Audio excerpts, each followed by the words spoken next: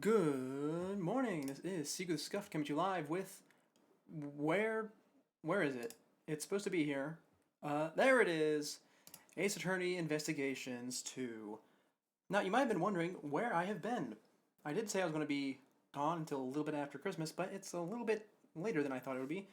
Well, remember how I was having some inconsistent stream times due to not feeling well? Turns out, Christmas morning it decided to manifest itself by expelling every drop of water from my body using every means possible. So that was a great day. But we're back now and I'm feeling fantastic. I should probably turn the game audio on, shouldn't I? Well, we'll do that in a bit, actually. Because I want to talk a little bit. First of all, what is up with the audio? Am I quiet? It looks, it says I'm quiet on my end. Oh, and now it's fuzzy on my end. Maybe I should have checked this stuff beforehand, but I've not been feeling well, so I decided to just hop right into it. What is going on? Hold on. I think it's fine now. Oh, no, I got sick. Yeah, sick on Christmas. Unfortunate, but I'm good now. Uh, I was actually feeling better yesterday, but my mouth was still swollen from the vomit, so I wasn't here. And today I was debating whether or not I should be here, but I decided I want to because I've not been here for a while and I really want to be here. And I realized something while I was gone. Every time I start one of these streams, I always forget everything I'm about to talk about. I was thinking about why that is. Well, I think it's because I always have just a little bit of free time before the stream starts where I'm not really doing anything. Just sort of getting ready, maybe putting up dinner. And the thing is, when I'm not doing anything, when I'm not talking with anyone, I talk to myself. So I'll be there for 30 minutes or so, talking to myself, and then I come here and I realize that I've just talked about everything I would talk about here. I'm not sure if there's a solution to this, other than finding something to occupy myself with, but it's just an observation I wanted to make. And that being said, I want to talk about some things for the new year before we get started. I would have do this. Well, we'll probably talk about it more on New Year's. Well, not New Year's, the day before probably. But there's some things I want to change in the new year here. We'll talk, like I said, talk about it in more detail. But I want to do more stuff that's not games. I've been saying that for a while now, and I do mean it. And one of the great gifts I got for Christmas was it's like a bunch of dried peppers, and they're all ordered from least to most spicy. And I've been going through them. It's been nice. I don't really have much to eat them on though, so I had to get a bit little, eat some things I don't usually do. And I've gotten to the point where I'm starting to get to the ones that are actually have a flavor. And I noticed the last ones are like the really spicy ones, like Carolina Reaper. So I might do that here.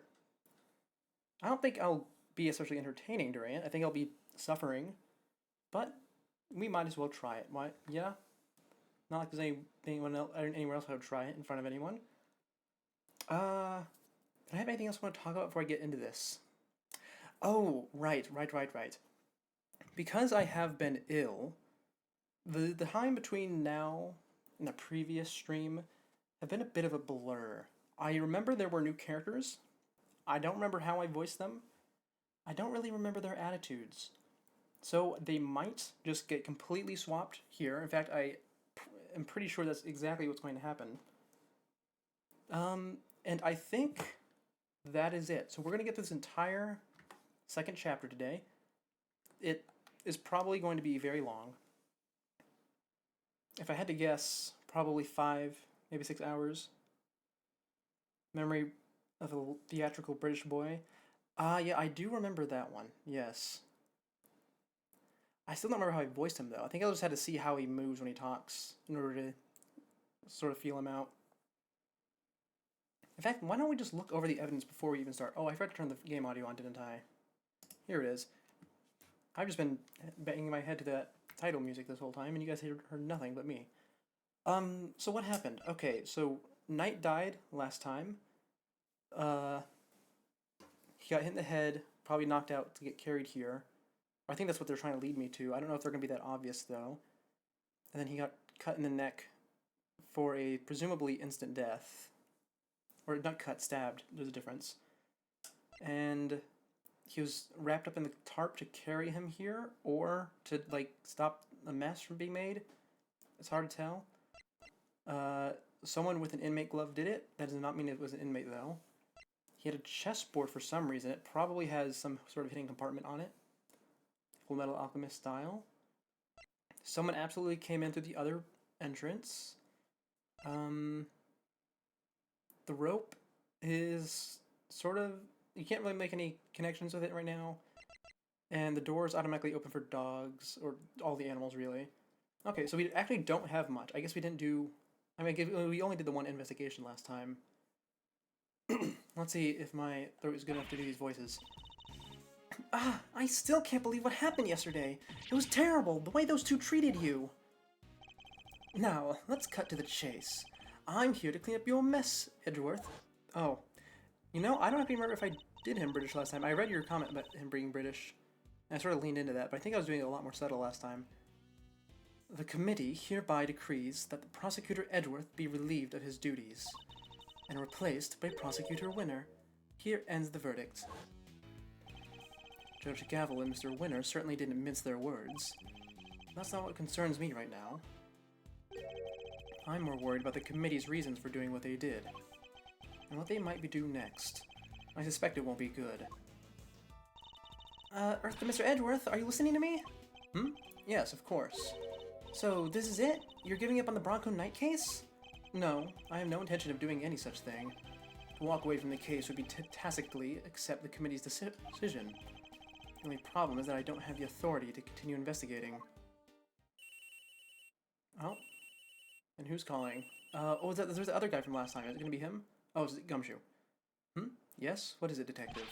I've got some bad news, sir. Word down at the precinct is, they just arrested someone for Knight's murder. What? Do you know who it is? No, but I heard they're being held in the detention center. Maybe you could talk to whoever it is? Good idea. Let's get down there, Mr. Edgeworth. Even without the authority to investigate, surely I can still pay a suspect an innocent visit. Alright, we're on our way. Me too. I'll see you there, sir. But you won't you be missed, detective? Nah, everybody's busy in the prison going over the crime scene anyway. Good, and we'll see you shortly. Yes, sir.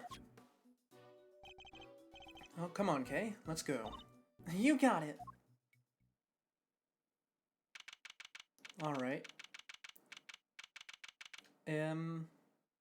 It's interesting that Gumshoe is, like, that Edgeworth is still noting that Gumshoe might be missed as a job. I don't actually know how far along the timeline we are exactly. I mean, I guess we are it's like the same spot as last time. But I guess that means that Gumshoe's position hasn't fallen too much. I mean, to be fair, it was actually pretty rock bottom from the beginning. I think it was only in Edgeworth's eyes that his position decreased. Still no sign of them, huh? Indeed. Wait! This is just like last time! Please don't tempt fate like that. No! I can't! I just can't! Sure you can, I told you. It's just a pair of visitors. Oh. Hmm? Sounds like someone really doesn't want to see us. Who is it? Oh, new character. Is that the blue badge on his chest? Or some variant of it, or is it just a mask? No, no, no, no, no! Just talk with them, please. I have no idea what's going on with this person. But what is the prosecutor, right? Aren't they all super scary? All they do is stare at you, right into your soul. Ah, you must be the suspect in the... Ah! See? I told you. Okay. Why is this man so flustered? Probably because you were being you. But I guess that's just how you are. Thanks for clearing up absolutely nothing. Hey, Mr. Suspect, you doing okay in there? We just want to have a little chat with you. No biggie, right? Who are you? I'm Kay Faraday, Mr. Edgeworth's trusty sidekick. It's just a part-time gig while I'm taking a break from my real job, though. Funny, I don't recall ever employing you. And that's Mr. Edgeworth. He is a prosecutor, but he's not going to stare a hole into your soul or anything like that. Oh, please. Really? Really, really? Really? Ah! Anyway, can you first please tell us your name? It's Saint. Simeon Saint. Well, nice to meet you, Simeon. You can call me Kay. Everyone else does. Oh, is his little animal friend's gonna be the monkey, isn't it? His name is Simeon. Prosecutor Miles Edgeworth. I'd like to ask you a few questions, if I may. Oh, he's even doing the thing. I just realized. Okay, his weird positions are see no evil, hear no evil, say no evil. I don't think he's done the hear no evil yet, though. I think he's just covered his eyes and ears. I suppose the real question now is he actually going to do no evil? Please, Simeon, we're trying to help you, I promise. Really? Thanks to Kay, it sounds like we might finally get some answers at least. Perhaps you could start by telling us a little bit about yourself. Who? Me? Why would anyone want to know anything about me? I'm boring. I'm nothing. I'm a nobody. Do you have a job? Oh, well, it's hardly worth mentioning, really. I'm your average corporate pencil pusher, just like everybody else. Honest. This is going to take a while. About you and Mr. Knight. Oh wait, is he not a prisoner then? Okay. I mean, I guess he isn't wearing a prisoner's outfit. Just when I thought we were making progress. Okay. So, Simeon? Did you know Mr. Knight? Come on, you can tell me. Bronco? Yeah, I knew him. We were friends. Interesting. I wonder if he knew that Knight had been arrested. And, did you know that Mr. Knight had been arrested? Yeah, I even came to visit him. You came to see Knight. I wonder when that would have been. And when was that, Simeon? It was the day before yesterday, around lunchtime. I came as soon as I got the call from him, from the cops. The police called him? Why? How come the police called you? They said Bronco asked them to. He needed a favor. A favor? Uh-huh. He wanted me to bring his chess set, the pocket-sized one. So I went by his place and I came here. A chess set? A chess set? Is it just me, or is she getting better at stealing my thoughts? I know, I was about to bring that up, the exact thing. She is really good at this whole thing. Maybe you should make her an assistant. I mean, I know you're not going to, unless for some reason she doesn't appear in the main games, but it'd be interesting. You do know everything you think is written all over your face, right, Mr. Edgeworth? Ugh. Yeah, I'm not a mind reader. I'm just an expression reader. Amazing, right? Don't you just love having a sidekick as helpful as me? Oh, I stuttered there. And have you read what my next move is going to be? I sure have. There's something you want to show Simeon. Indeed. Let's present it to him and see what he has to say about it. Oh, wrong button. I forgot they changed it in this game. So, this chess set. Oh, that's the one I brought for Bronco. Well, that settles that at least. We found it next to Mr. Knight. He always had to have a chessboard somewhere nearby. I'm not surprised he had it with him when he... Simeon, you and Mr. Knight, you were very close, weren't you? Yeah, we were best friends. At least, I thought we were. But I guess I was wrong about that. What do you mean? If I knew him so well, why was it such a shock for me to find out he had killed someone? It's not easy discovering that someone you're close to has committed a terrible crime. It's a very bitter pill to swallow indeed. How could it all end like this? I could never have imagined something so awful. Something's not right here, Mr. Edgeworth. There's just no way Simeon murdered Mr. Knight.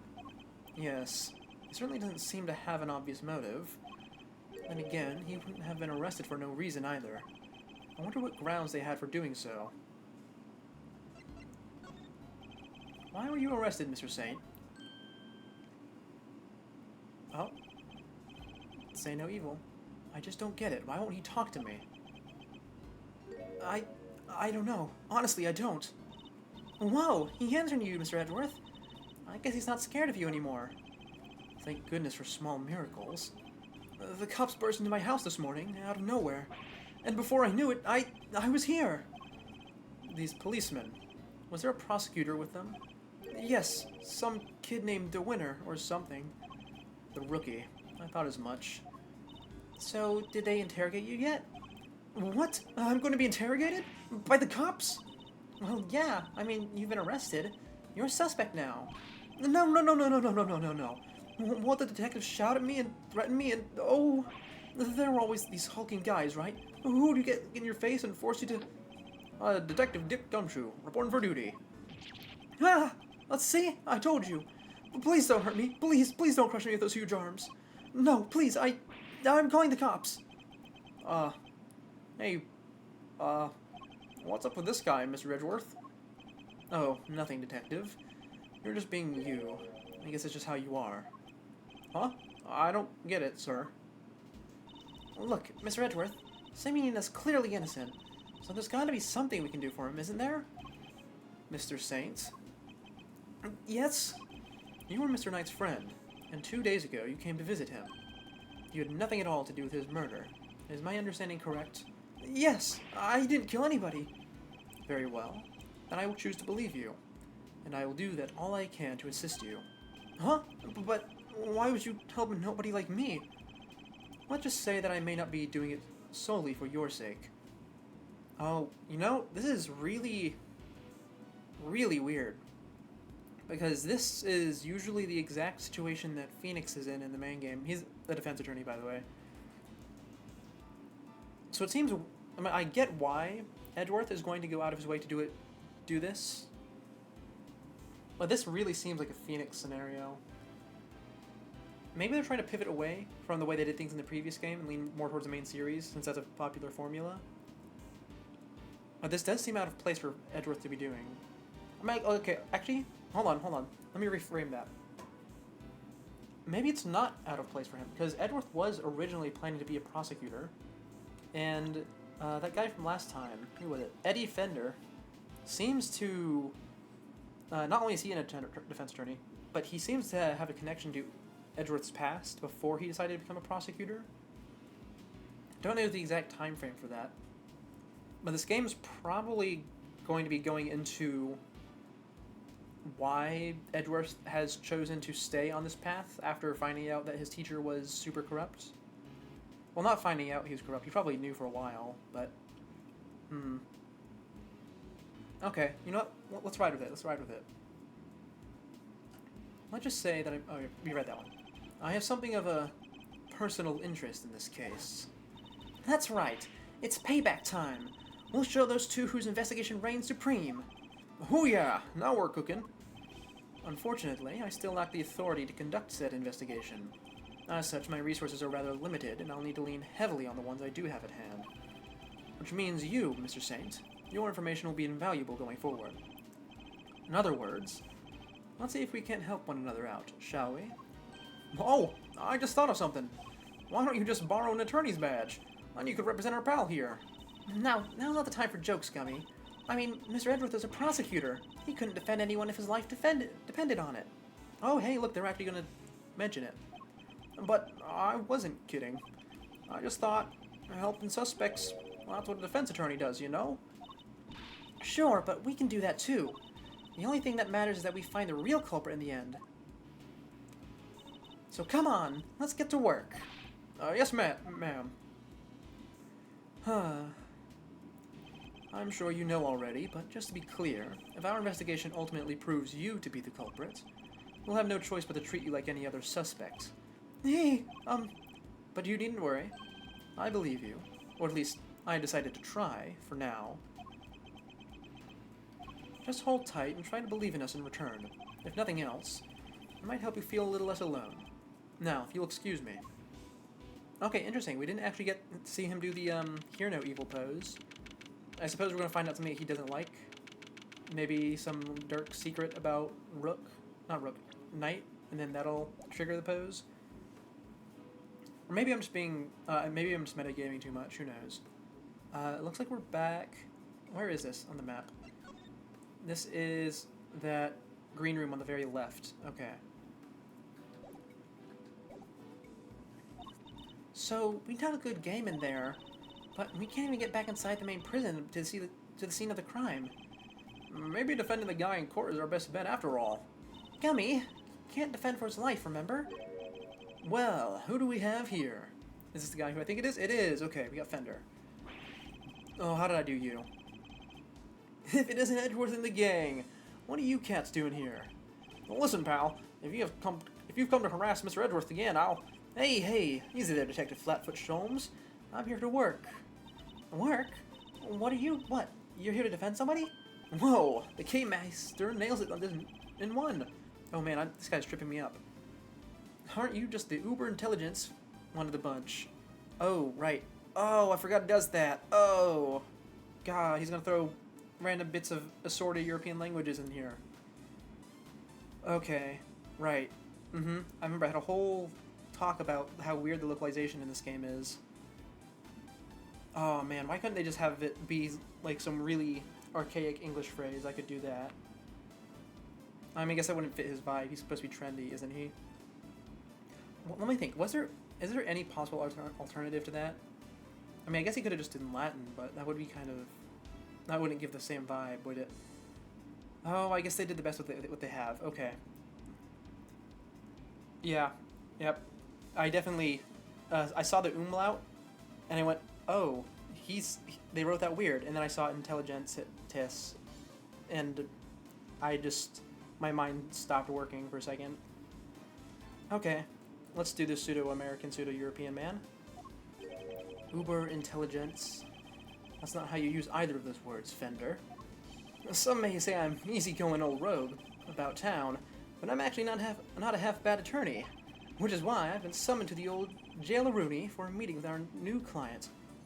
Also, really interesting is that they've had here's the thing. I'm assuming for a moment. Makes it much harder to stick with English. Yeah. Here's the thing. I'm assuming that he is supposed to be American, because that's the whole that's what his character design screams to me. And the thing is, we've had a super American character before in Jake Marshall. I mean, obviously if you've seen him, he's not strictly stereotypical American. He's stereotypical cowboy. But they didn't make him do that. Oh, actually, no, I guess they kind of did. They had him throw in random Spanish, didn't they? Okay, you know what? No, I'll stop getting hung up on this. Let's just roll with it and see if I can keep my head on straight.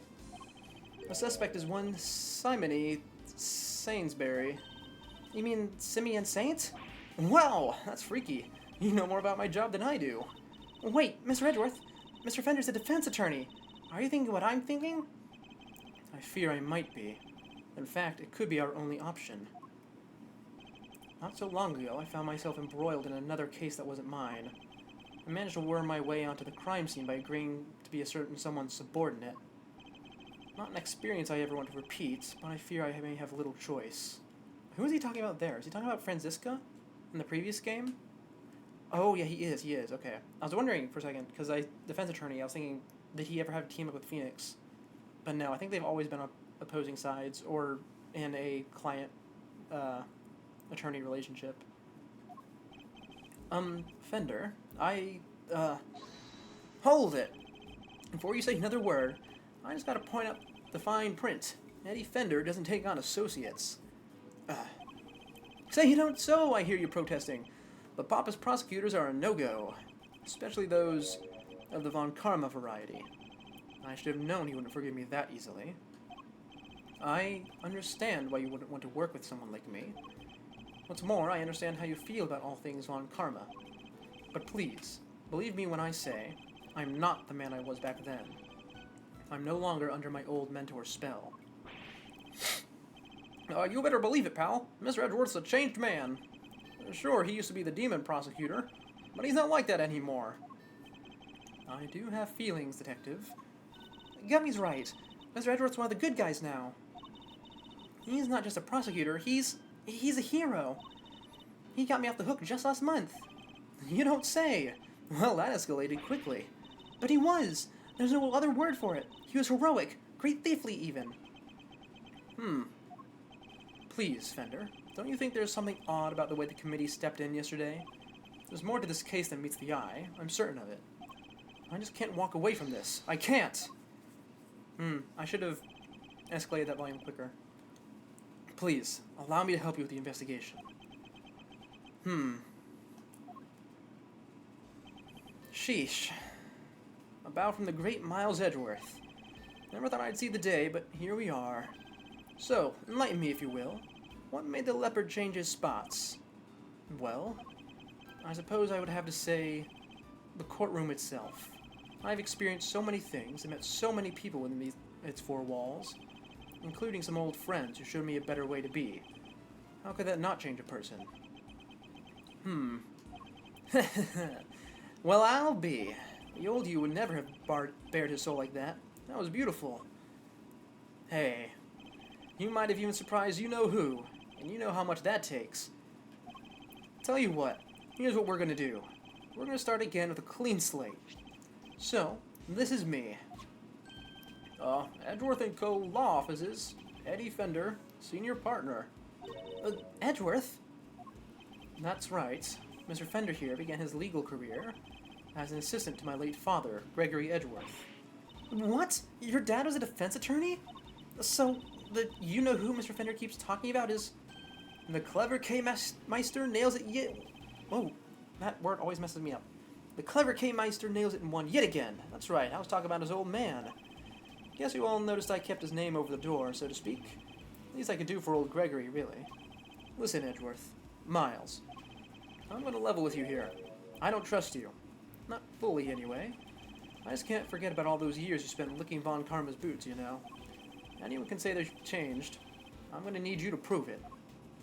So? Oh, no, I read that wrong. Like, read his intentions. And besides, you know what Gregory would have wanted. Very well, I accept.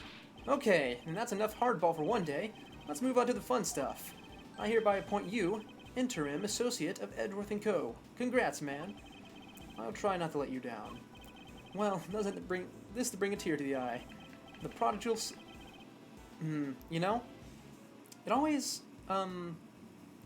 sort of gets me whenever people say prodigal son like this, or just the word prodigal. Because prodigal, from what I recall, in fact, does not mean good. Oh, I accidentally skipped. It means bad. And there was some point, like I don't remember what it was. There's some media at some point. Maybe it was like some old religious thing where prodigal son was used mockingly. And now it's sort of like a Nimrod situation where everyone thinks it means the opposite of what it actually is. I just wanted to point that out, you know. I don't have anything against it. It's just that it always irks me slightly. The prodigal son coming on board his late father's firm. Permission to come on board too? Please, Mr. Fender. You don't even have to ask, kiddo. Welcome to the crew. You've never heard that word before? Yeah, prodigal... People use prodigal usually to mean that someone, like, really good at something. But it means really bad, so it's because it was originally used mockingly. And then in the case of Nimrod, it's like, I think Nimrod's a figure from the... Yeah, I think it's a hunter from the Bible. He was supposed to be really good. And then Bugs Bunny called Elmer Fudd Nimrod in the old cartoons. So people got the idea that it was supposed to be someone who's bad or stupid at hunting, or just bad and stupid in general. There's a lot of, not too many words that I know that are like that, but those are two of them that always come to mind. Woohoo! Thanks, Captain! Alright, I guess it's time to go to work. So, where to begin? Any bright ideas, Miles? Where were we when we were so rudely interrupted? Well, isn't that one heck of a sentence? Where were we when we were? Well, lots of W's. I'm gonna say that again, because that's gonna be fun. Where were we when we were? Well, I guess it's safe to say that probably wasn't the victim. Indeed. Sounds more likely to have been the person who found his body. I believe we need to speak with the person who found the body. Just what I was thinking, eager associates. We do indeed. Heh. Still the type to smile and nod, I see. That will certainly make my life easier, boss. Now that that's decided, let's get going. What about me? I'm a detective. I can't just hop on board as an attorney's associate like you guys. That sentence would have ruined you. W rarely gets used. I certainly hear that. I think W... It's not necessarily a rare letter, to my knowledge, but I don't think it pops up at the beginning of words too much. Oh man, my linguistics knowledge is so limited, and I haven't because I haven't touched it in so long. But no, that particular order of words definitely is rare because the W plus R combination is super rare. He has a point. I can't leave him adrift all on his own, now can I? Also, how old is this guy? Hold on, I want to see. Eddie is 36. And Edgeworth in this game... Edgeworth's a bit younger than Gumshoe. So I guess Fender was already an attorney whenever Edgeworth decided to go with Von Karma. Probably, if I had to guess, because Edgeworth was really young. I just want to get the timeline straight. Detective Gumshoe, I have a special assignment for you. You are to continue investigating this case under Mr. Winner. And if you happen to discover anything that seems useful, you are to notify me immediately. You are in a uniquely powerful position, Detective, and I'm going to need all the info you can pass our way. You can count on me, sir. I'm a real pro when it comes to letting things slip to the defense. Trust me, I know. But just this once, those loose lips of yours might be what saves our ship. We tend to use V instead of W most of the time. Oh yeah, no, most languages do call it double V. I don't know what it was that caused it to become double U in English. Like I said, linguistics knowledge lacking, so I can't like pull out the Germanic roots or anything. But yeah, no, it's also double V in like Spanish. Double V. Throw wide the prison gates, good sirs, because here we come. Alright, because we're not actually investigating this area. Man, I keep stopping for a lot of things. That's fantastic. I love when I stop like this. It means I'm improving. So, any idea how we can track down whoever found the Brockster's body, Miles? I think our best bet would be simply to ask around. Oh, don't you dare! Whoa, new character. Is this the warden? I assume it is. Who is this? Excuse me, but oh my, just look at you! Are you talking to me? Just fabulously chic, darling. Fabulously. Facial hair is so very... Oh, you're doing this too. But you're doing it in like the high fashion sense. Ah, courant, don't you think? Enchanté, mademoiselle, and very much obliged. Defense attorney, Eddie Fender at your service. Also, Eddie... Yeah, obnoxious. Eddie, you do not look especially pleasing without your hat on. Now, I understand that's because you have your hair done with the hat specifically in mind. But oh boy, that did not look great. Let's get things off on the right foot, shall we? A little embrasser, perhaps? Oh ho ho! I like the sound of that. Oh. Oh, yeah, no, they are just kissing. Very deeply. Right on the kisser! Oh, how else does one greet a new friend, hmm? A little smooch is entirely de rigueur, don't you think? Oh, God, this chapter is gonna screw me over so much in terms of the... That's the wrong phrase. It's gonna trip me up so much. I do like the fox, yes. You know, oddly enough, it's not the first time I've seen like a fox as a living scarf, assuming it's alive. I assume it is, because she's probably the one who has this whole animal initiative going. Wow, talk about stealing a kiss! Indeed, an act so shameless it puts even great thieves to shame. Physical contact is so very important as a form of expression for our little family. Everyone in this lovely home will tell you as much. Hey, if everyone else is hip to that, I can be hip to that too, sure. Fifi Lagarde, by the way, warden of this charming abode. She's absolutely gonna have, like, there's gonna be so much French. I know, there's gonna be so much.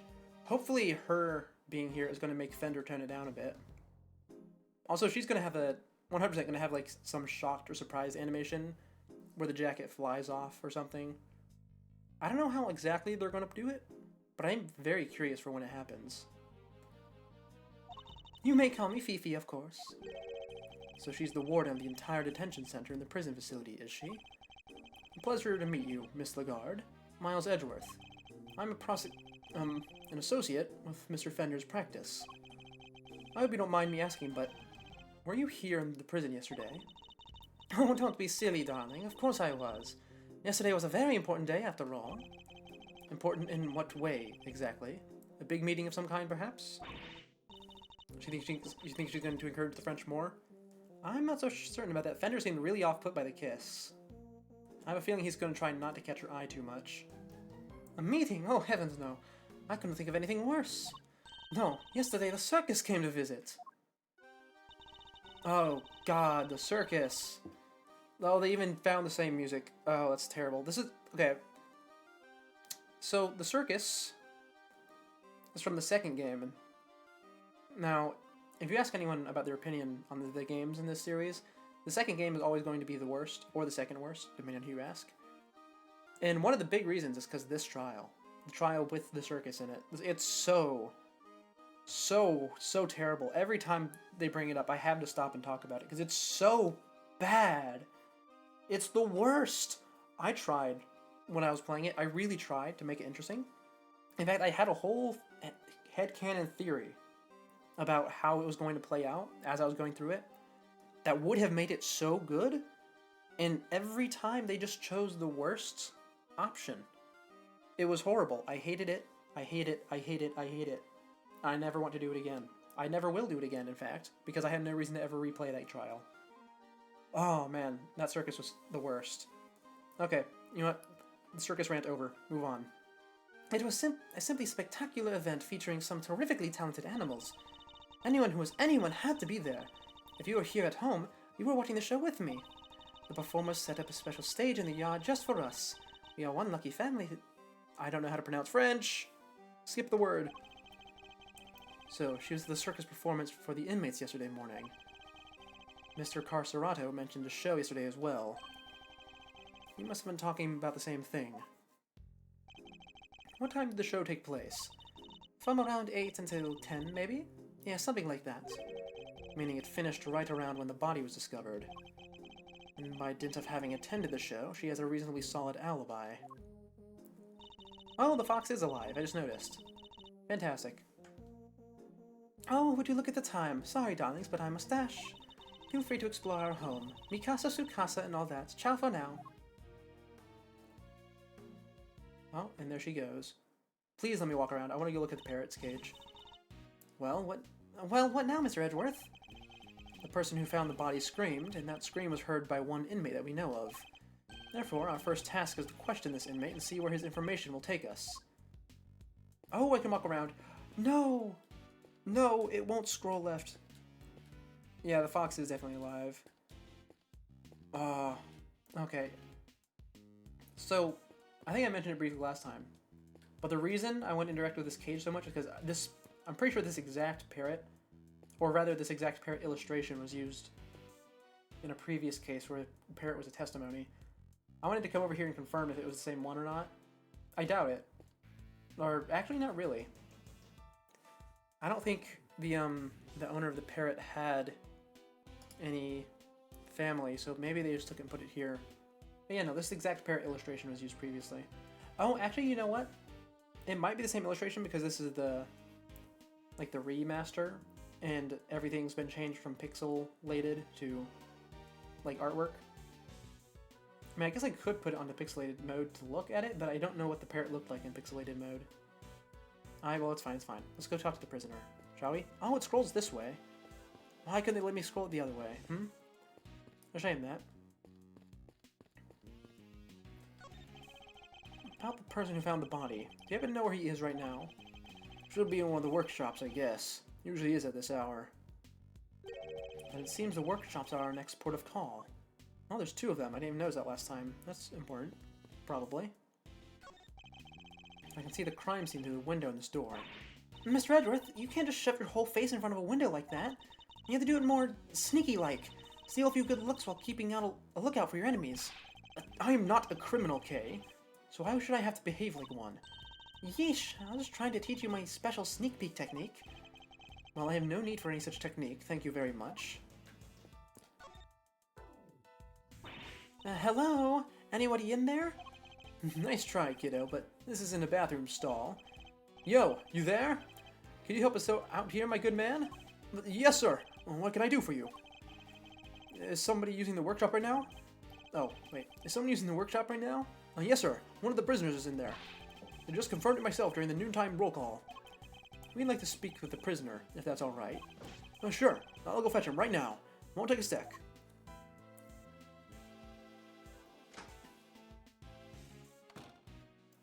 Oh, we're not actually going to go in there? This one's all yours, Milesy boy. What? Why? Let's just say I'd rather not roll the dice on someone I don't know, yeah? Huh. And I thought adults were all supposed to be strong and brave. Heh. Well, you're not looking so brave yourself right now. So let's call it even. Here they come.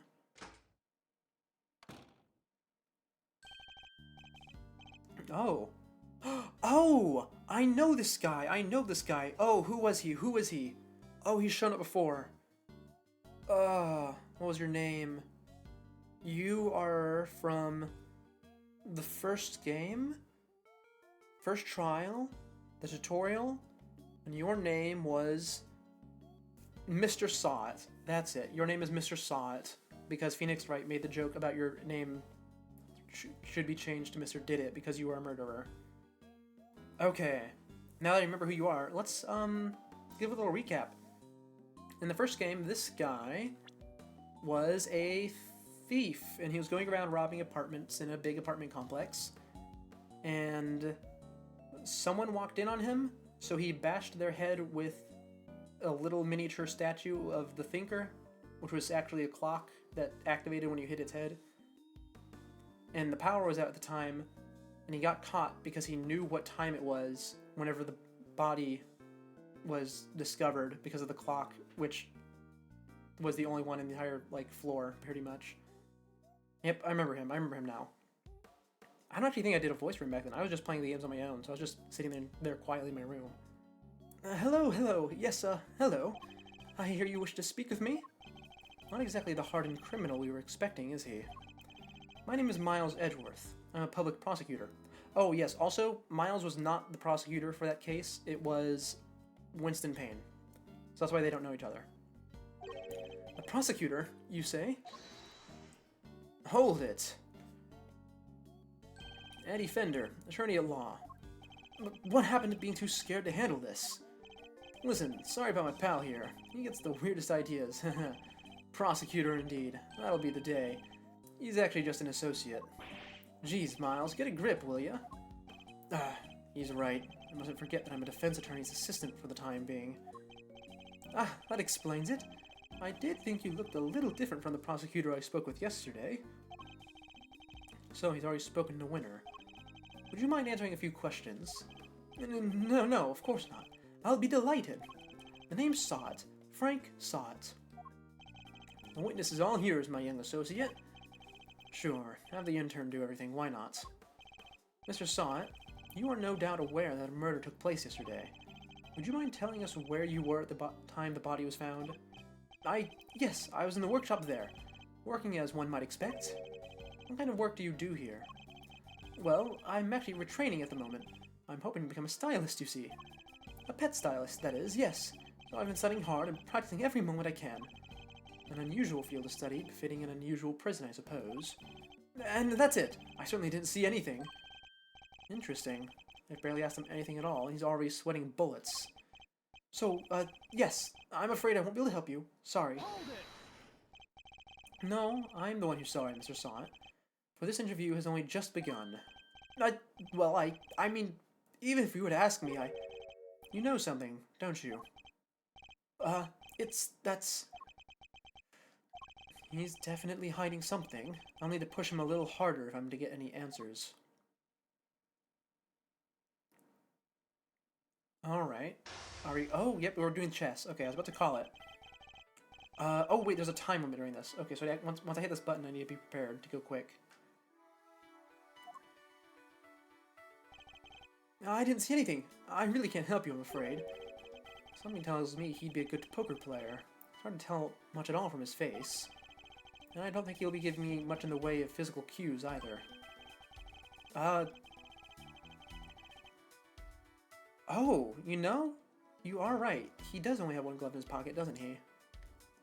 Um, you know, I'm willing to bet that it will be relevant. Because I was about to call out this, that previous line that I skipped about there not being much physical cues. So I paused for a moment. Because in Apollo's games, Apollo Justice, his whole shtick, because every protag has one, is that he has really, really good eyesight, and he can tell, like, well, he can tell what someone's tells are whenever they lie. It was a really interesting mechanic, very frustrating at times, because how am I supposed to know to look for the guy's sweaty armpits? But, that line threw me off, because I was either thinking that it's a red herring, and there is a physical cue, or they're just trying to remind the players of that because this came out after Apollo's game, which it probably did if I had to guess, because this is a DS game, Apollo's game was a DS game, and it's clearly came out before Athena's game did because it's still 2D. But yeah, we'll keep that glove in mind. Now they'll rely solely on his words instead. That's the only way I'll know what's going on underneath. Alright, time to make the first move. Let's see who we're really dealing with here. He may be good at hiding his emotions, but everyone has a tell. You're really talking like Apollo now. Tell me, what's your connection to this incident? Which incident? The murder? Oh, well, it has nothing at all to do with me. Nothing. Really? I wouldn't dream of getting involved in anything as ghastly as that. Well, you see, how could I put this? Well, I like to think of myself as an upstanding citizen. A good person, if you will.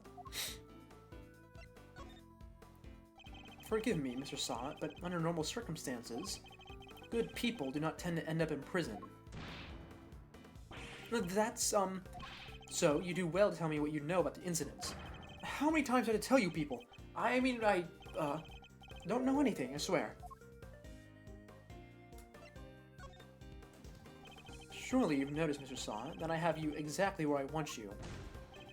Really? It seems to me like you're just wasting my time. Ugh. Oh, okay, hold on. I think I'm gonna say this every time, but I'm still getting a feel for this. Do I have to bide my time when he's angry? I mean, that's what it was in the last ones, but I was figuring because he has a different demeanor, that it might be different. Oh, they're gonna send me back to the beginning, of course, so they can run down the time. Look, let's get back to where we were previously.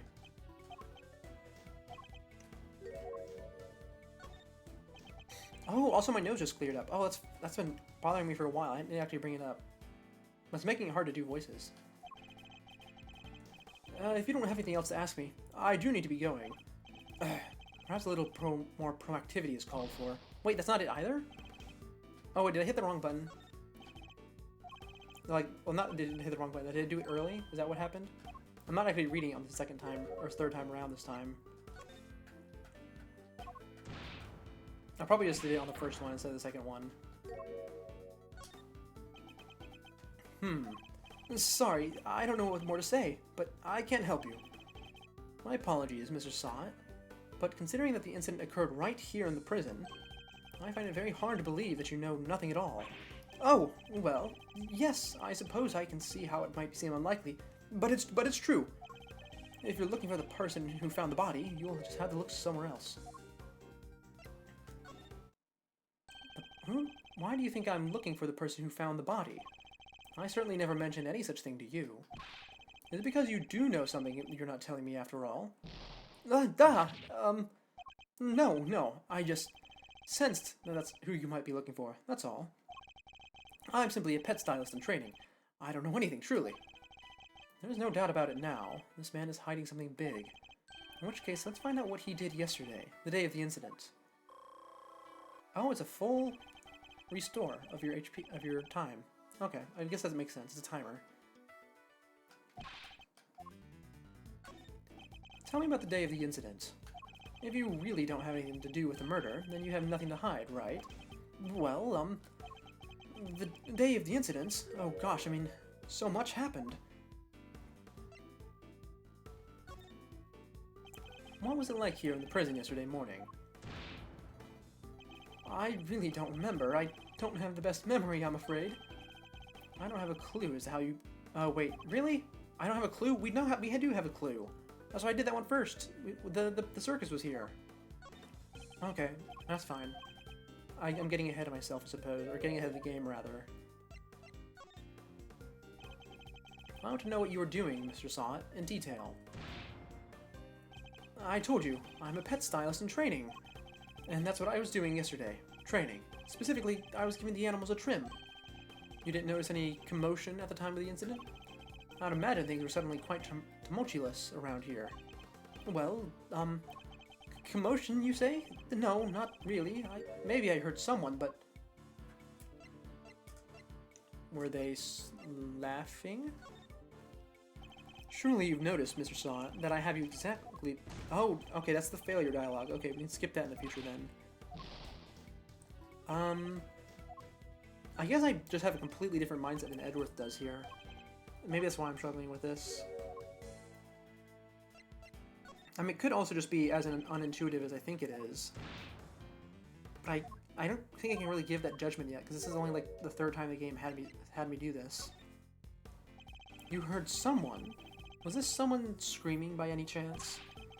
And don't try and tell me you don't remember. You continue to assert that you know nothing about the incident, Mr. Saw, but I'm afraid I don't believe a word of it. No. I thought I heard someone yelling, but I don't really remember. The fact that he heard a scream at the time of the murder may well prove to be a useful clue. I do well to bear it in mind. Okay, now I had to navigate all the way back to where we were previously. What was it like here in the prison yesterday morning? I really don't remember. I don't have the best memory, I'm afraid. You don't remember? Please.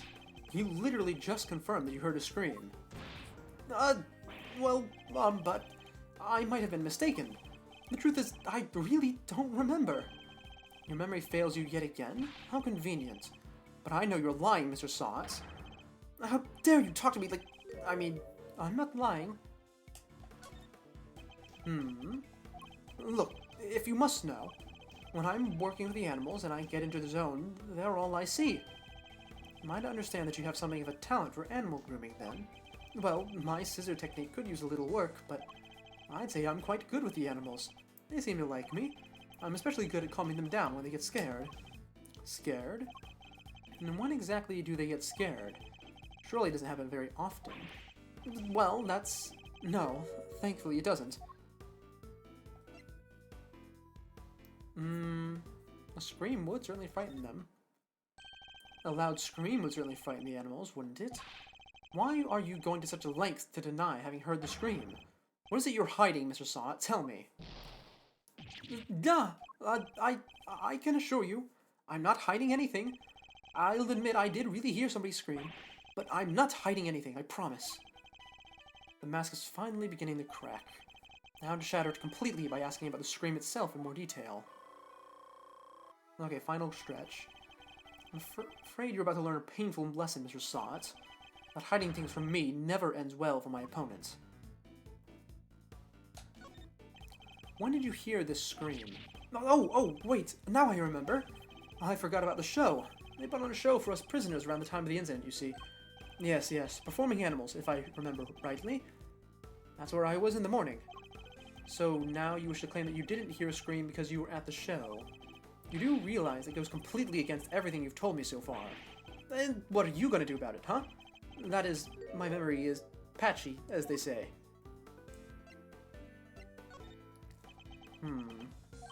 The animal show really had to be seen to be believed. It did it? Tell me, what kind of animals did you see? Let me think. A whale? A whale? Enough of your lies. You were nowhere near the show, were you? Well, I seem to remember being there, but maybe I was, maybe I wasn't. It's clear Mr. Sot wasn't at the show. This feels like a vital clue. Who did you hear screaming? Wait. I just realized I made a mistake. When the incident happened, I was out in the yard, yes. So I didn't hear anyone screaming. No one at all. How long are you planning to keep up with these lies? I already know that you weren't at the show. Yeah. Game's up, Mr. Sauce. It's high time you told me the truth. I demand to know about the scream now. I can't tell you what I don't know. I didn't hear any scream, not from the person who found the body.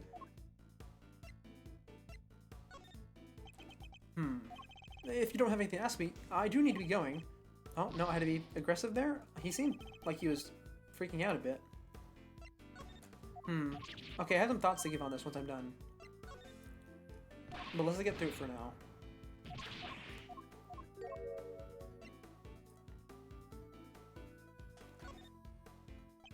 How curious.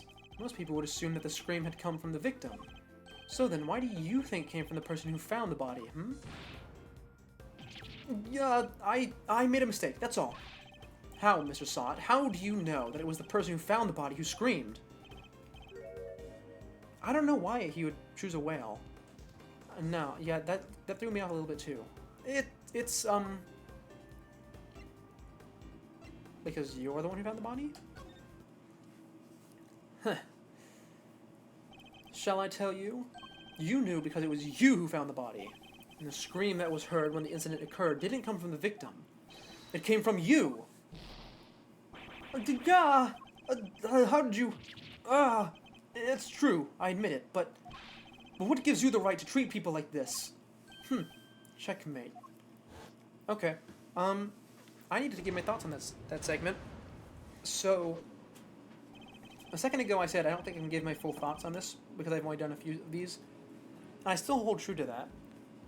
But as far as the mechanics are concerned, not the execution, I have some qualms. So in the mainline series, at least in the original trilogy, Phoenix has this special type of interaction he does starting in the second game. Basically, this game has a bit of a supernatural element to it. It doesn't play much into these side games because Edgeworth is pretty detached from all of that. But in the main games, Phoenix comes across an item that becomes quite vital. That lets him tell whenever someone is lying. Now, it doesn't actually tell you what the lie is or how you, like, what the truth is. It lets you know that they are lying. And it lets you know how hard they're trying to hide it or, like, how deep down they have it pushed subconsciously. And that's where you get these nice interactions where you have to have a one-on-one with a character in order to break them down using evidence you've gathered throughout your investigation or testimony. Usually evidence, from what I recall. And those sections are really, really good. I really like them. I mean, obviously everyone likes them because they kept it in this third game after introducing it in the second. And they tried to imitate its success in the later games with the other gimmicks that the other the other protags had. And this is clearly Edgeworth's thing after the last game didn't really work too well. And I don't think this one works nearly as well because you... Okay, first of all, if you fail, it breaks the whole flow of the conversation. It sends you all the way back to the beginning. And that's really sucks. The second is that you don't really have a progress bar in the Ace Attorney, like the main games. When you're doing the lie sections, it's how far you've made it and how hard. Okay, how do I say this? Whenever someone lies, like a lock appears on them that only Phoenix can see. And the number of locks indicates how much they're hiding the secret. And as you break them down with your argument, more of them disappear. That's your progress bar. And this one of your progress bar is the chess pieces. But that's a terrible, terrible progress bar. It's not really intuitive. Okay, so at this point I figured it out a little bit. The number of pieces is the number of different segments you have, like your checkpoints. But why, how am I supposed to know how many times I had to hit each one? It's weird. And also, another thing is that you can't do anything dramatic with it, because you had to work through them one by one, right? That's just how chess works. And they seem to be going very heavily with that imagery. Whereas with the locks, you could smash literally 5 at once. Not because you did 5 different things, but because you found one huge revelation that just completely shatters the other person. And it can be done for comedic effects, it can be done for dramatic effect. And I don't think I like... No, I'm quite certain I don't like this new mechanic. I really hope that they execute it better in the later parts of this game. And I think another issue I have is determining what you're supposed to do. Because I'm trying to intuit what you need, which is very difficult, because my thought process is very different from Edgeworth's here. But also, it's just such a simple mechanic that I feel like they're always going to change it. Not because not because they like indicate they're going to change how it works with the like biting your time when they're angry, but because it feels like they should. It doesn't feel like you should be sitting there. I don't know. I need to word this better at some point. I probably will in like 2 streams from now, whenever it comes up again. But yeah, I'm not a huge fan of those sections. I think it would be better if we just had a back and forth regular one, like a regular back and forth, or like a regular interview, like we do in the main games. But I might just be making these connections because this particular case is drawing so much structure from the main games. Yeah, okay. We'll talk more about it later. Let's keep going. Now that we've established that you were the one who found the body, Mr. Sonnet, I believe you've lost any standing you might have had to withhold your cooperation. All right, you win. But I'm sure you won't have anything useful to tell. I won't have anything useful to tell you. This probably isn't even worth your time. That is not for you to decide. By my hand, the truth will be revealed. Every decision I make is to ensure that end. Now hold it! Except, that's not exactly what we're here to do, is it? What do you mean? We're not trying to expose the truth, we're trying to save Simeon. That's what we do now, remember? We work to get our client out of trouble. Not as a prosecutor, but as a defense attorney's assistant. What the K... Oh, man, I hate that nickname. It always throws me off. What the K-Meister said. You need to listen to the kid more, you know? The client has requested the services of Edgeworth & Co. And as your old man always said, your relationship with your client comes before everything else. So if you think Mr. Saint's well-being is taking a back seat to some quest for the truth, well, let's just say I don't like to fire people, so I need you to fight against your instincts a little harder, yeah? This will take some getting used to. In any case, the importance of this man's testimony remains unchanged. Therefore, Mr. Sott, I'm asking once more, what happened when you found the body? Ah, here we are, a regular interaction, is what we like to see. I was in that workshop there, by myself, practicing what I'd learned. I don't remember how, but I found myself in front of the door to the other workshop. I happened to peek in through the little window, and then I saw him lying there. The man not moving, dead. I quailed in fright and found myself screaming in sheer terror. Let me get this straight. The room you're in is next to the one where the corpse was found. Yes, that's right. I was in workshop B. And you were there the whole day. Yes, from the 7 a.m. roll call onwards. There are 3 roll calls a day, you see. 7 a.m., noon, and 9 p.m. And they check who's in the workshops during roll call, correct?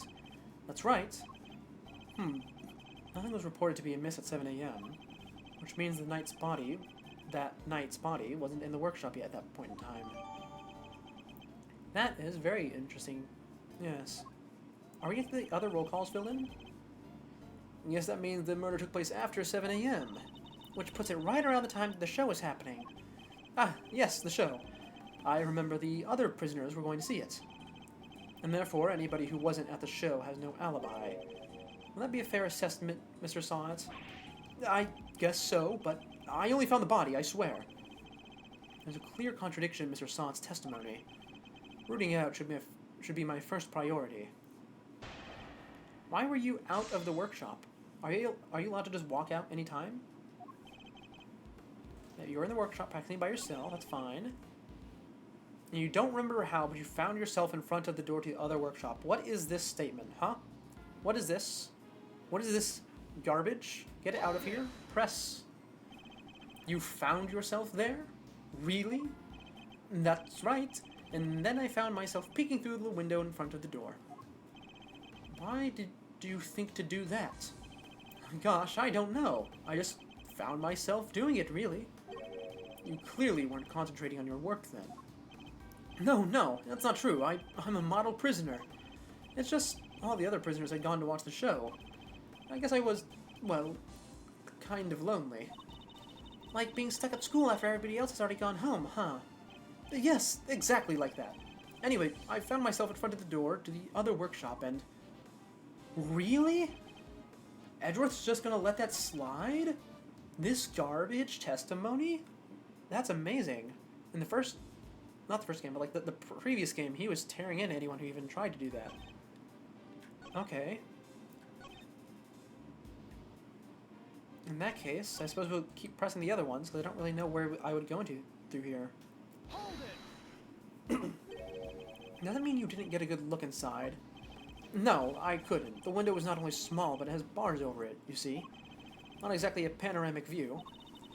They're just so the guards can check in on what's going on, right? That's right. Yes, you're very knowledgeable, young lady.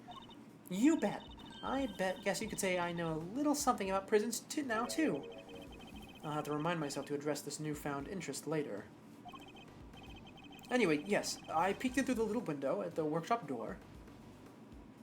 And then I saw him lying there. A man, not moving, dead. Could you tell right away that it was a man or a woman? It was clearly a man. His physique, his clothes... It was also very clear that he was dead. You could tell just by peeking through the little window. Look, let's just say this wasn't my first dead body. What? You mean you're in prison for... To my eternal shame, yes. This was, however, the first time I had seen another person's handiwork up close, so... Alright, okay, I'm not gonna press that last one quite yet. Do I have anything here? Oh, I do have a second page. And I can't read this. I just have this little text box here. Not been found at 7 a.m. Okay. And I can't bring up the glove yet, obviously. Hold on, this is actually the right missing glove. Let me see. This is the right-handed glove. Oh, actually, I guess you can't tell since you can't see the label. Oh. Okay. Not that. Not that.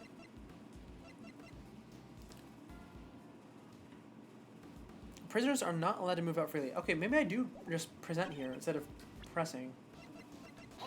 Okay, yeah, that's it. Edgeworth is not going to let that slide. Okay, I guess I was just... He's not out of character. It's just that I was messing up. You know, user error. Enough of these pathetic lies, Mr. Sott. I'm afraid you've rather lost sight of what you are. What I am? I know precisely what I am. A former newspaper salesman who's trained to be a pet stylist. Okay, well, half of that is a lie. That you are a thief, and I assume the pet stylist thing, it might also be a lie because of that. That's not all you are, is it? Or did you forget the bracelet you wear around your wrist?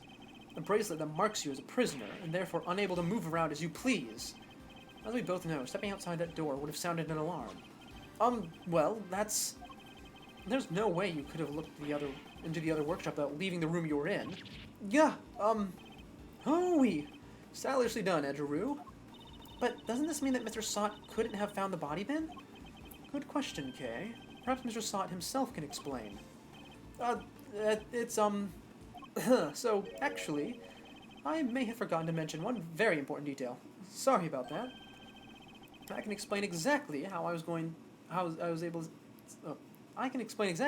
to see the body, if you like. By all means, go ahead.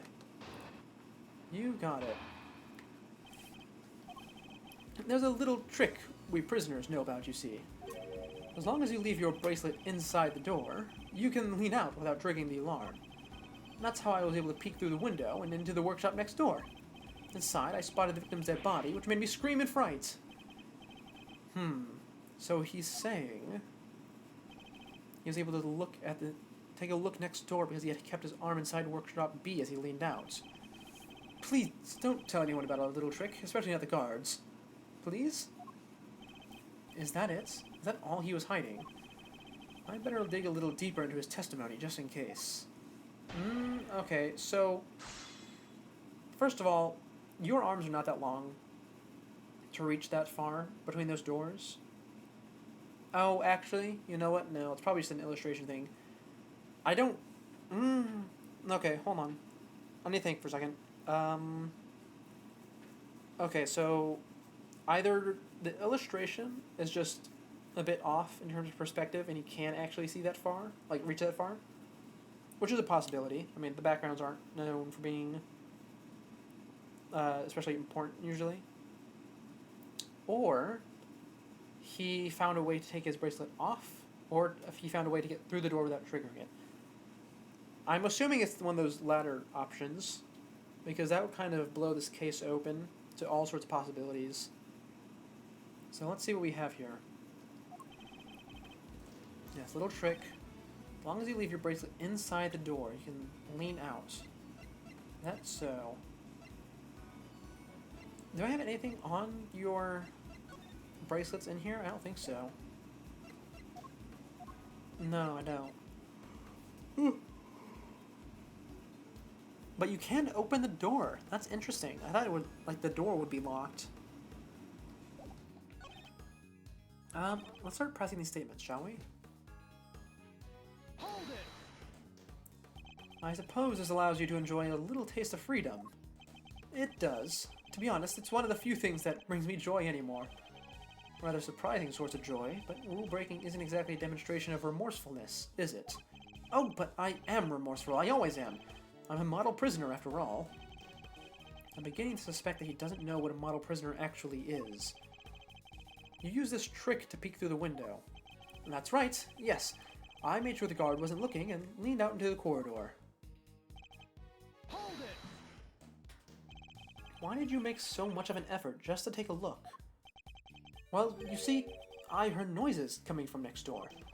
And that room was supposed to be empty, so I thought it was strange. And you went to look as soon as you heard these noises? Yes, of course. Oh, I'm yawning a bit. I had to see what was going on, so I went right away. I see. Are there any problems with what Mr. Sant just said? There should be, yeah. You claim that you looked into the next room as soon as you heard some noise. If that's the case, you must have seen more than just a dead body. Because the person who made the noises should have been there too. You got him quaking in his boots, Mr. Edgeworth. Mr. Sant, tell us the truth about what you saw. You do, of course, have the right to remain silent, but it will do little to dispel the notion that you were somehow involved in this crime. I'm sorry. I did see something else, but it's too insane to believe. I really thought I might have dreamt it, so I really wasn't sure if I should mention it. Just tell us what you saw. All right. It was that dog. And what I saw is the stuff of nightmares. That huge black dog had sunk his terrible teeth into the victim's throat.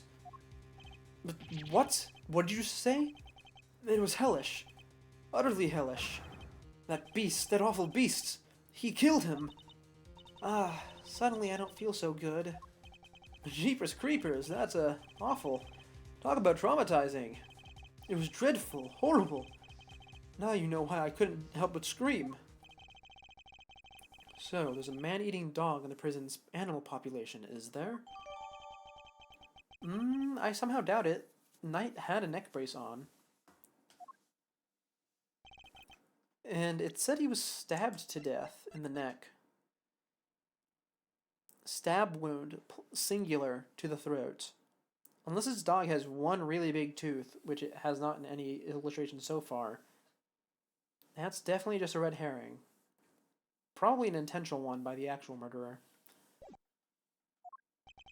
For now, this one seems too far-fetched to lie, even for you. I'd like you to append what you just told us to your testimony, if you don't mind. Very well. Inside, I spotted the victim's dead body, which made me scream in fright. I also saw that black dog, his mouth clamped tight around the man's throat. Okay, do I immediately just present the body? It should be. Yeah, we'll go with that. Objection! Oh, that's not it. Okay.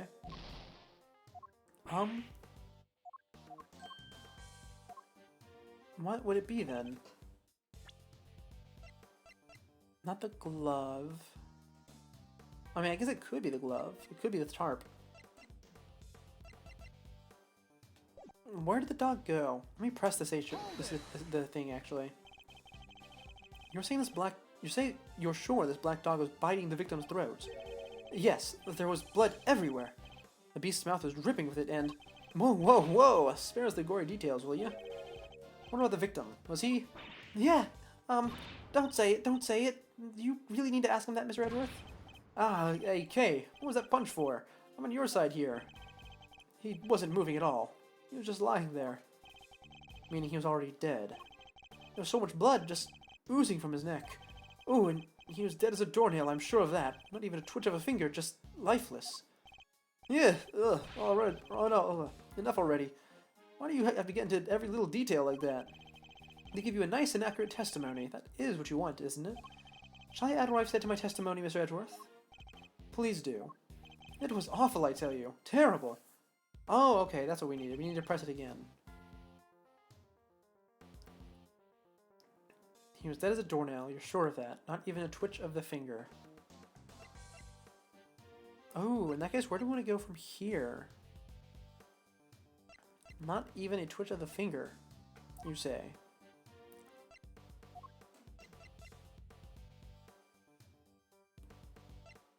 Well, I think we might need to press that one more time, actually. Let's see what it gives us.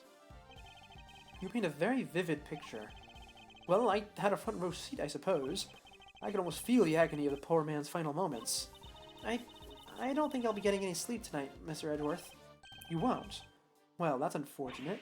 Yeah, and it's all your fault for pressing him for more gory details. I'll be having nightmares tonight myself. It's all so fresh in my memory. Considering it's their job, you'd surprisingly you would freak them out so much. I know. I mean, obviously it's not freaking Edgeworth out. And it's freaking out Kay because she's a child and also a thief, so it's not her job. But I think Fender here is playing it up a bit. Also, I suppose I should note that in universe, the defense attorneys typically aren't actually allowed at crime scenes.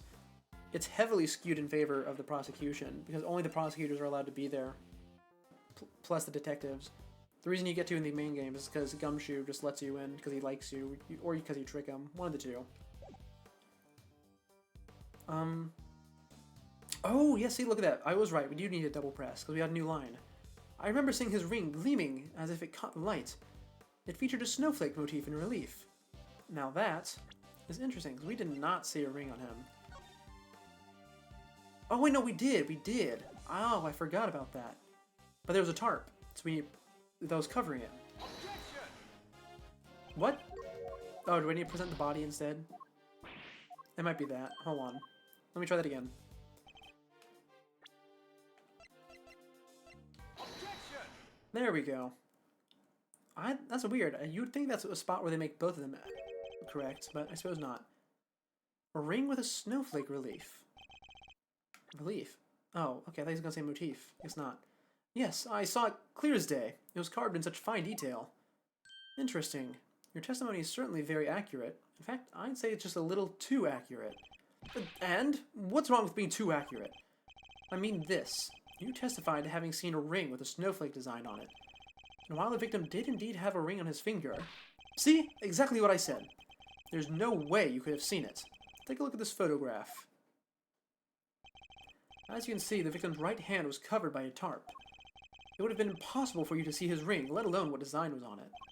Unless, that is, you approached the body and removed the sheet. You told us earlier you only took a look through the window in the door. Yet you seem to have quite a lot of such... You seem to have seen quite a lot from such a disadvantaged location, Mr. Sawet. Who the heck do you think you are, huh? Mr. Big Shot acting like you know it all? I mean, I saw what I saw, I swear. Oh, I know, the man's arm. It must have moved under the tarp after I peeked in. Nonsense. You already told us that he can't have been that can't have been the case. He wasn't moving at all. He was just lying there. Meaning he was already dead. You said it yourself that the victim was already dead. And dead men don't move, do they? Hoo-wee. Is that the stench of eau de desperation I smell? What are you hiding, Mr. Saw? Tell us. No, you're wrong. What I mean is, oh, the toupee. I forgot about that. I thought that was, I was thinking about it this whole time. Now that he might have a toupee, because I vaguely remembered it. But then I thought it was Winston, because Winston also loses his hair during one of the cases. Winston being the prosecutor. But no, I guess they both have tearaway hair. Okay. You couldn't let it go, could you? Had to keep poking and prodding? You slimy two-bit associate attorney? It seems the real Mr. Sot has finally revealed himself. Whoa, that's quite the rug he was rocking. Came straight at you like you were some kind of flying black cat. Look, I'm just a sweet, innocent witness here. But are you really? Because I must say I have doubts. Very serious doubts. What's that supposed to mean? You saw something that should have been impossible to see from outside the workshop. So, how did you do it? That's simple. Mr. Sot, this is where you were standing when you saw the body. Within Workshop A. Take that!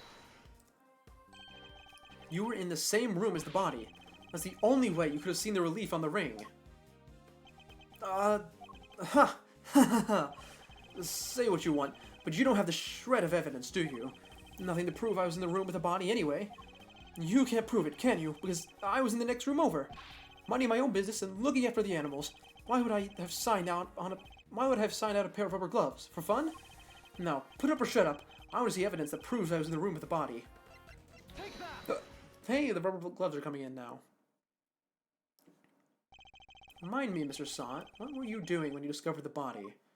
How many times do I was practicing my pet styling techniques. Of course. And perhaps this rubber glove might mean something to you. This glove was found by the victim's body. I believe it was dropped by the killer. And I can't help but notice that you have a similar glove tucked in your apron. No, this one's different. Hold it! Good catch earlier, by the way, with the glove. I just wanted to say that again. Yes, that one does seem awfully lonely, doesn't it? It's just a rubber glove. There are hundreds of them all over the prison. This doesn't prove anything. Objection! Not yet, perhaps, but if I were to ask the police to check this glove for prints, I have a feeling the result would be rather fascinating. Oh.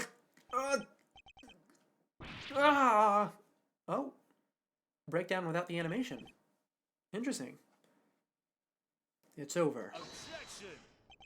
Oh, who's this? Is this Fender? What the? That was a pretty red objection, am I right? I know, it really does come in handy.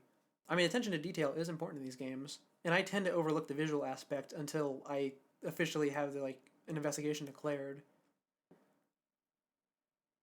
Actually, the games actually are, thinking back on it, they really do give you a lot of hints before you actually get to the incidents. There's two particular incidents that come to mind. First is in the first game, whenever the game demonstrates, rather subtly, that Miles is left-handed, which is really, really important, because his prints come up at a crime scene. And in one of the later games, I think the last one, actually? Yeah, the last one, is there's twins, and you only meet one of them. And the way obviously you eventually do figure out there are twins, and that's how the crime happened. But the hint beforehand was that all of the objects they had in their office they came in twos. They were just hard to spot because the whole place was filled with stuff because multiple people used the room. You know how much to look at other than the game, and you like looking at the art? Oh yeah, it certainly is great. Certainly is great. Also, it's nice to see that it got pretty close on Fender's voice based on that objection we heard just now. Seems like I read him correctly. please, Fender. Now is not the time for tomfoolery. But I have a legit objection, because this isn't over. There's something that still doesn't make sense. Our man here is a prisoner, right? He's got one of those bracelet doohickeys on. That's true. So how could he have left his workshop in the first place?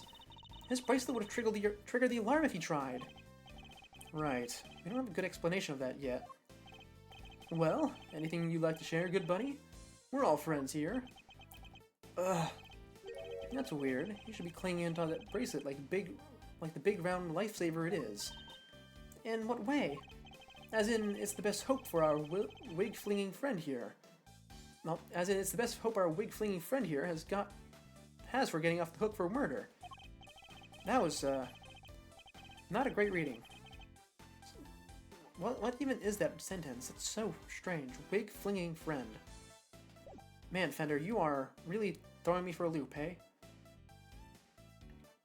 I even said hey instead of a. Sorry, can't get to the crime scene with a bracelet on. If it was me, I'd be arguing that for my life. And yet, he hasn't said a peep about it. I wonder why that might be, hmm? Oh, did he break his? The sound of silence. I suppose Miss Law Priestess did preach that silence is golden yesterday, too. Whoa! You sound like an actual attorney for a second there, Mr. Fender. The worst of times are when lawyers calmly show our biggest smiles. Gregory taught me that. It was part of the attorney's code he lived by. Really? Does that mean Gregory and Mia Fey knew each other? They didn't work in the same office, because Mia worked for the Grossberg offices. That's a quote that Mia uses a lot. I wonder if we'll touch on that. So, friend, what's the dealio? Why are you so coy about your bracelet? Well, to tell you the truth, it's broken. Broken? I fell over a little while back, you see, and hit it on the floor. After that, it didn't seem to set the sensors off anymore.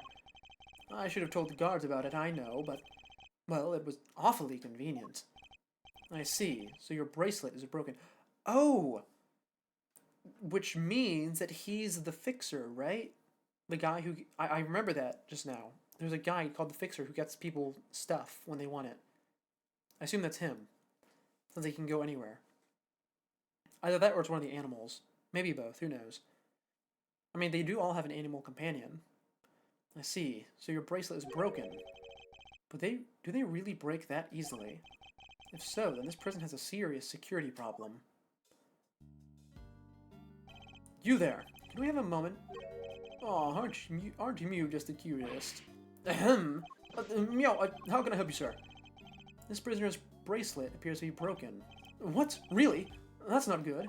I'll get someone to find a replacement right away. Thank you. I'll keep hold of the broken one for the time being. Look at that. It really is just broken. Of course, sir. I'll trust you to take good care of it. Huh.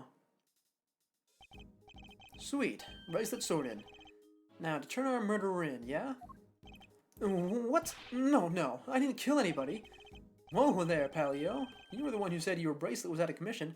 He's still wearing it. They didn't update the sprite. That bothers me. Or were there other inmates freely roaming in the halls, while everybody else was watching the show? Hold on. Oh, maybe they just replaced it in, like, the fade to black. Okay. No. I just found the body. That's all, I promise. And when I did, that enormous dog still had his mouth wrapped around the poor man's neck. I only went into the workshop after the beast had left. And why did you go in? Well, oh, fine. I wanted to go through his pockets, okay? He was going to rob the corpse. That explains why he remembers Knight's ring in so much detail. Hey, why are you looking at me like that? I'm a great thief. I never stoop so low as to steal from a... Well, I didn't steal anything either. The show ended just after I entered the room, and all the other inmates came trickling downstairs thereafter. I panicked, rushed back to the other workshop, and started my fake screaming. And dropped the glove in your haste, eh? I guess this all just about hangs together. Anything else smell funky to you, Miles? Other than whether Mr. Saw is the one who did it? I'd say one very significant question still remains. The question of how Knight made it into the prison proper from his holding cell in the detention center. Ooh, yeah, that one's a doozy. I also can't help but wonder about another key feature of Mr. Sott's testimony. That dog's involvement can only mean one thing. Mr. Sott? Yes? What is it? Were you the only prisoner who didn't go to watch the show? Well, no. There was one other who didn't. Am I right in thinking that this person couldn't have watched the show, even if he wanted to? Yes. How did you... I knew it. I had my suspicions when we first ran into that black dog yesterday, but this confirms it. For a criminal that dangerous to end up in a place like this is unbelievable, but... Where is this person's cell? You're going to see... him? Who are we talking about here? Him! He's not like the other prisoners, you know. He's special. Gets treated like royalty. But you didn't hear that from me. All I'll say is, if you value your life, you'll stay well away from him. What? Will you please stop trying to scare us all the time? The big cheese, huh? Well, I for one definitely value my life, so that sucks. They keep him at maximum security. Who is it? It's not Von Karma, is it? Which is over there. I don't actually know what sentence Von Karma got, because we didn't actually prosecute him, or even be involved in his trial at all. Maximum security. Well, that's certainly one way of treating someone differently. Alright, quit being so mysterious and tell us who he is already. Let's just say he's highly skilled when it comes to people's lives. Better than anyone, in fact. And, that's all I'm prepared to say on the subject. In fact, I may have already said too much. Is it the killer? Well, Milesley? Anything you care to share? Or are you gonna leave Kay and I in the dark here too? The mystery man in maximum security is an old acquaintance. Let's go pay him a visit. I suspect we'll find our dark canine friend there too. Who is it? Who? Edworth? Is this someone who I'm supposed to know? I see the chain for the dog. I see some tassels from probably a fancy bed. Wow, it's pitch black in there. I can't see a thing. But didn't you say that the Yatagarasu takes flight even in the dead of night or something? Even in the depths of night, when no other bird dares take flight, one alone soars to shine the light of righteousness on the world's blight. And that one is me, for I am the great thief Yatagarasu. Whoa, you are one powerful performer. Thanks, but that doesn't help me see in the dark. I'm a human, not a three-legged raven. Hey, Oh. There's the dog. Whoa. Ah, Mr. Edgeworth. That voice. I knew it. It's not Von Karma, because you're calling him Mr. Edgeworth. It has been far too long. You remember me. I could hardly forget now, could I? After all, you are the one who put me away. Mr. Edgeworth, are you talking to that dog? Or is there someone else in there? Still can't see a dang thing. Oh, but I am forgetting myself. Forgive me. I do not often receive visitors. One moment, I will turn on the lights. Who is it? Who is that? I don't know this guy. This is a new character. What? Excuse me? Edgeworth, you had someone like this in your past and you didn't share it ever? Okay. You are a heavy-footed lot. Am I right in thinking there are 3 of you in all? Very well. Perhaps we should start by introducing ourselves. I'm trying to get a good accent on him. I can't figure out what I want, though. I am Bodhidharma Canis. That is one heck of a name. Obviously Canis from the dog, but also Bodhidharma. Because you harm bodies. And because you're Buddhist. I got it. That's a good name. Yeah. His design certainly is something, huh? Why is I mean, I guess his whole thing's gonna be like he's like an assassin or a martial artist or something that's deadly even if he's blind. And he's like one brushstroke with the distortion tool away from becoming a conehead too. Though I suppose most people are. As you may have gathered, Mr. Edgeworth and I are old acquaintances. Canis was a notorious assassin. Some knew him as the Blind Butcherer. His only weapons were a vicious hunting hound and a fearsomely sharp knife.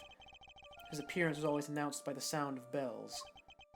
The last sound his victims would ever hear.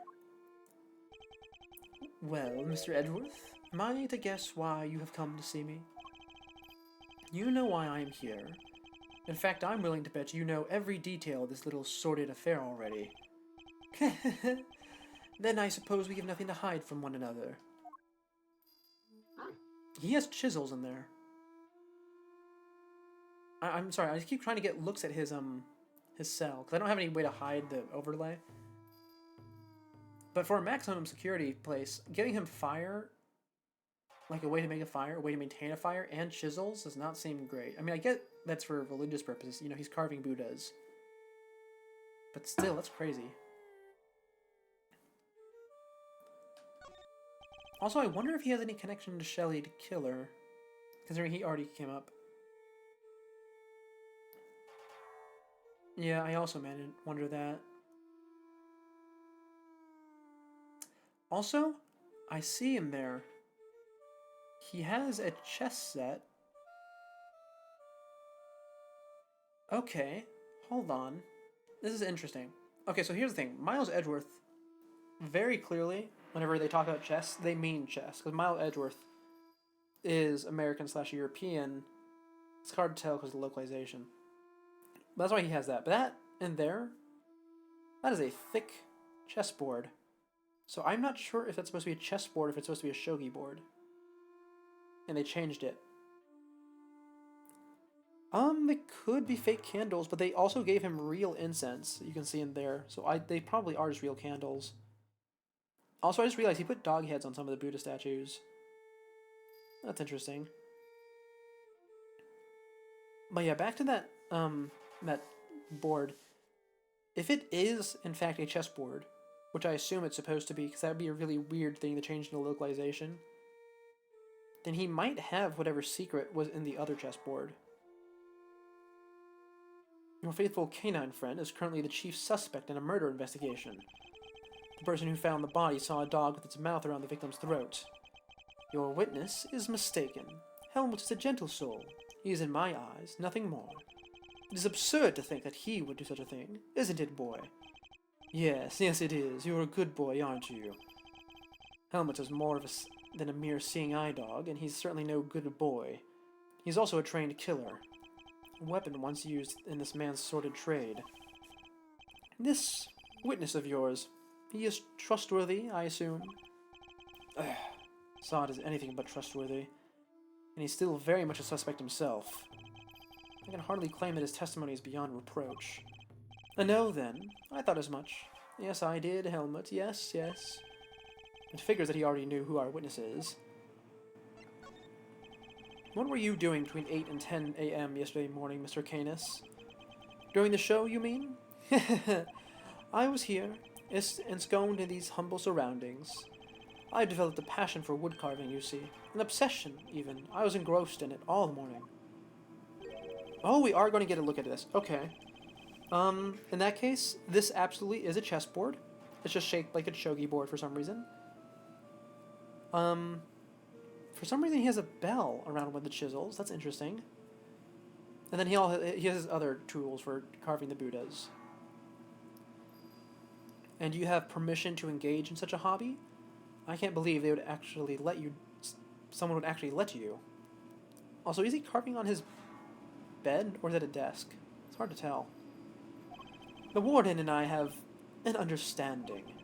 An understanding? That's ridiculous. This man shouldn't be allowed one, let alone 5 chisels. There are nothing but lethal weapons in his hands. I was carving Buddhist pieces at first.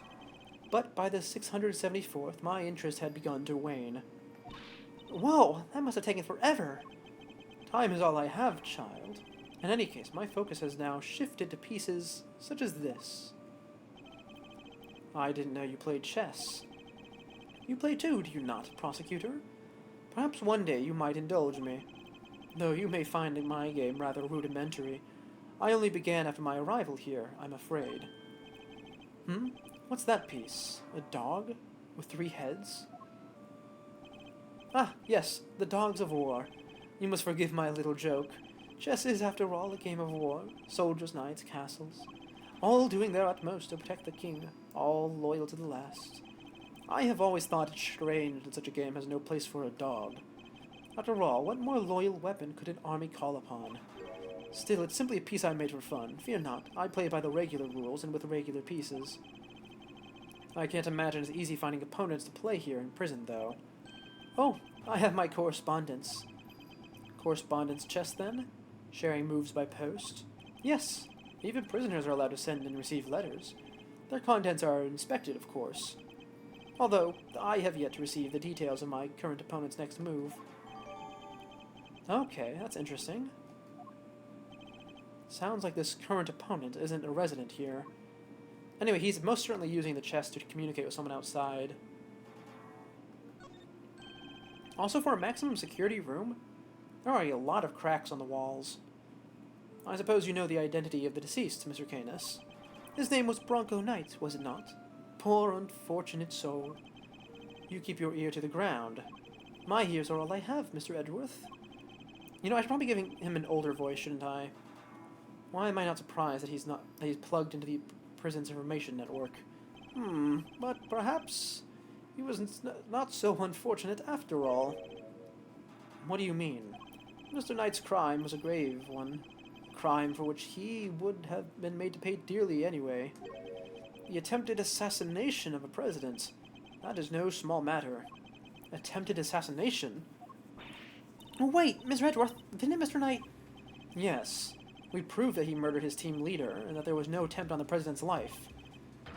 Could it be... Are they attempting to cover up the President Wang's fake assassination scheme? Whoa, whoa, whoa there, cowboy. You're saying the Bronxer didn't actually have a pop at the Prez? I was hired to defend him on the charge of attempted murder. You mean you don't know what really happened? So what? They just blamed the whole assassination thing on Mr. Knight? It would explain why the committee was so keen to get involved. Of course! They took you off the case to try and keep you away! And swapped in the Wiener kid to push through an attempted murder charge. In other words, they're trying to cover up the truth. So they really were trying to frame him. According to the guards, this Knight, was it? They tell me he was violently insistent that he had attempted no assassination, which would have come out anyway when the case went to trial. I am no expert in legal matters, but allow me to say this one thing. I know for a certainty that he would not have been the first inmate imprisoned on false pretenses. An uncomfortable fact, but a fact nonetheless. Yes, Helmut. Yes, it is, yes. The courtroom is not always the bastion of truth you believe it to be, Mr. Edgeworth. No bastion of truth, huh? I've heard something to that effect before. Yes, from a certain Interpol agent who doesn't have much faith in prosecutors. Oh, it's Lang! Oh, what voice did I give you? You're not twisting the truth behind those closed courtroom doors, too, are you? Fueled by that kind of thinking? Is it any wonder that the court produces nothing but falsities and lies? Sorry, but the truth doesn't need the likes of you to distort it today. I never was able to fully dispel his mistrust of prosecutors. Even Helmut understands, don't you, Helmut? Yes, you do. Yes, you do. The truths revealed in court and your deductions. It is dangerous to trust either implicitly. But I am not bitter. You are not the first to make me a subject of unfounded suspicion in recent days. In fact, I was visited by another prosecutor only yesterday. He was accompanied by a judge. They even dragged the warden along, her distaste for me lingering unspoken in the air. Not those two again. Prosecutor Winner and Judge Gavel. They went over my cell with a fine-tooth comb, but they left empty-handed. They were looking for the murder weapon, I believe, to no avail. But I mustn't take it personally. Rumor has it they searched every cell in the prison, and still failed to find what they were looking for. I pray they weren't too disappointed. Well, that posed more questions than it answered. What do we do now? Saad's testimony is flimsy at best. I'll need more proper evidence if I want to take Canis on. Well, I think that's quite enough chit-chat for one day. Helmut will show you out. Good boy, Helmut. Go on now. He's not showing us out permanently, right? Let's get out of here. Come on. Also, this man can absolutely slip through these bars. He is most certainly skinny enough. Unless his head is too big, I suppose. Until next time, Mr. Canis. It does pain me that our brief time must end, just as we were becoming reacquainted. I await your return, Mr. Edgeworth.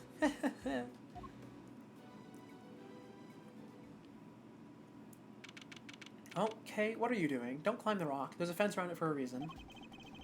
Now, to gather the evidence I need to bolster my case. Hey, Mr. Edgeworth! That's the best hiding spot you could find. It's alright, Kay. You can come down now. Where's Fender? He ran off somewhere. I had no idea he could move that fast. Fender. Climb rocks is very fun. It is. So, what do we do now? You and I will continue the investigation. And I know just where to start.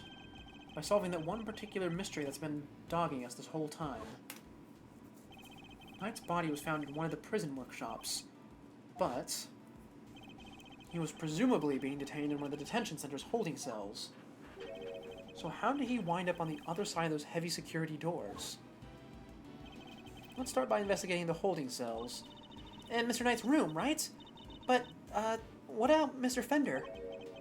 I'm sure he'll find us when he's ready. Sure, but he is kind of our boss, isn't he? Oh well. The victim's cell is just over there. Lead the way, Mr. Edgeworth. You know, I really think it should be the prison's fault that he got over there. Like, it should, they should be the ones who have to deal with this. But I suppose not. Oh, new character. I just about had it! Who's that? Oh, it's her. Warden Lagarde. She must have come from the corridor marked no entry. He's still not talking, ma'am? Even with the evidence you borrowed from the precinct? No. And I've tried so many times I've lost count. What am I supposed to do? I can't send in blank reports. I guess a killer for hire was always going to be a tough nut to crack. Killer for hire? Oh. I couldn't help overhearing Warden Lagarde, but were you just talking about Body Harma Canis? My, you were listening. How very gosh of you. A girl's privacy is her armor, you know. Do you normally conduct interrogations of the man yourself?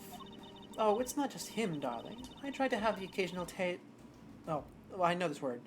Ta-eta with everyone you see. That's what it means to be a member of the family in this little home of ours. There isn't a person who hasn't made the pilgrimage to my office at least once. Your office? How sweet. He's angling for an invite. Well, I suppose it is the hottest ticket in town. It's down the corridor here, darling. But FYI, I don't just let anybody wander in willy-nilly. You don't like how the fox magically changes directions? I should pay attention to that. Let me actually see that next time. Because I've not been paying too much attention to it. I've been reading mostly. Let's see. I'll put it right around here. Hehe.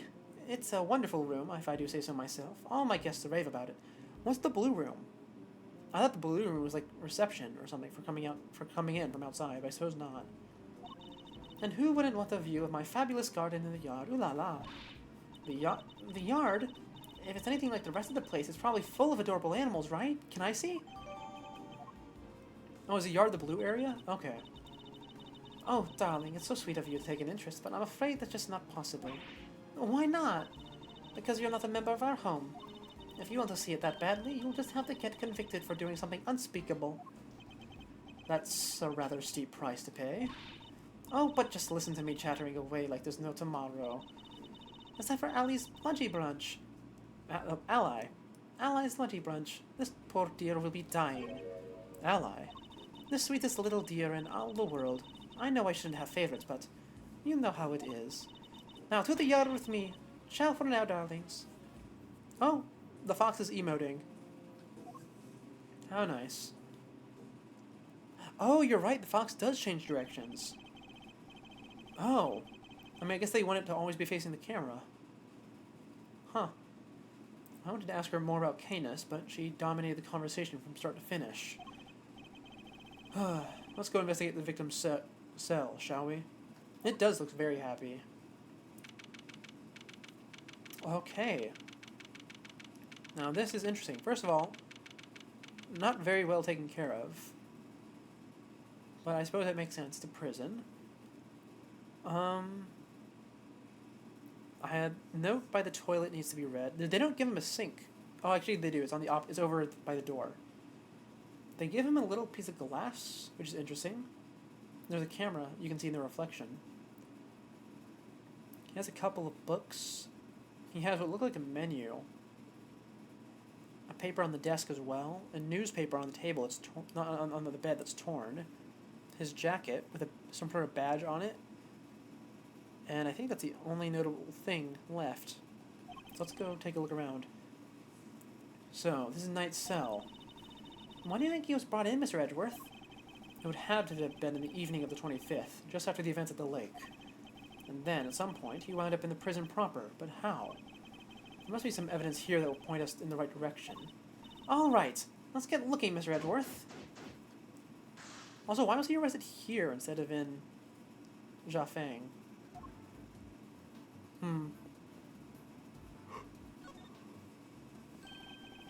Reflected in the mirror is a security camera. The great thief's greatest enemy. Nothing about this place is very thief-friendly, if I'm being honest. I think that might be entirely deliberate, Kay. Guard. I'd like you to retrieve the footage from the security camera and review it as carefully as you can. If you see anything out of the ordinary, inform me immediately. Yes, sir. Okay. That's going. He'll be back later. Let's check the bed next. There's some marks on the floor. Let's check those first. Huh? There's something different about the spot here. This part of the floor is weirdly clean. Did someone wipe it down or something? Why would somebody only do the part right next to the bed, though? And this must be Knight's suit jacket. So, I've been doing some research on my own. Oh? And what have you discovered? I discovered that guys who look good in suits tend to be popular with the ladies. But don't worry. Guys with frilly neck ruffles are next on my research list. Please stop. Hey, look! The newspaper's got a chunk of it missing. You're right. A few of its pages have been roughly torn out. But why? Maybe Mr. Knight wanted to clean a cell, but didn't have a cleaning cloth? It's not a totally implausible theory, but I suppose. But why would he try to clean this? Who would try to clean their cell? The pillow is quite stuffed, considering how thin the mattresses are. This bed doesn't look very comfortable, but that pillow cover is very clean. Spotless, in fact. I bet this is the kind of bed Gummy sleeps in. I can just picture it, can't you? No, I sense he's more of a mattress on the floor type. I am inclined to agree. And I don't mean futon, I mean actual just mattress on the floor. A standard barred window. No signs of it having been tampered with. I don't think there's any chance our killer escaped through here. Aha! Must remember to bring something soft through iron bars with. As they say, fail to prepare, prepare to fail. Glad I got the chance to scope this place out. Okay, we're investigating a crime scene, not preparing for your eventual escape. The bowl is nice and spotless. There are no signs that the toilet paper has been used. Everything seems to be in order with the toilet here. What? Are you serious? Why? What's wrong? There's no door! There's not even a curtain. Whoever designed this place should have thought a little bit more about the people who have to live here. I think there might be a reason behind the open plan layout. Measures on the floor is very good. You absolutely do it. I did that for a while, actually. But, turns out, heat gets trapped under those mattresses quite well. And so the bottom of the mattress got moldy and I had to throw the whole thing out. It was really quite terrible, especially because I didn't actually pick up on it being moldy for a while. So I was just sort of breathing it in while I was sleeping. Really, gave me some breathing problems. I was really trying to figure out what it was at the time. And it did not help that I was recovering from a different illness, which I thought was the source of the issues. But then again, I suppose the only reason it actually got that bad was because I was sick in bed for like a month. No, I will say I do miss it a little bit. Using my bed, like in my mattress, as like a backrest when I'm sitting on the floor was quite nice. I must scour the scene and inspect anything that catches my attention. Yep, you got it. Let's see here. Mostly just books for prisoners. There's 3 books here about escaping. That's interesting. Let's check this. Hey, look at this weird piece of paper. There's some sort of grid on it. Let's take a closer look. Oh, he's the one playing chess. Got it.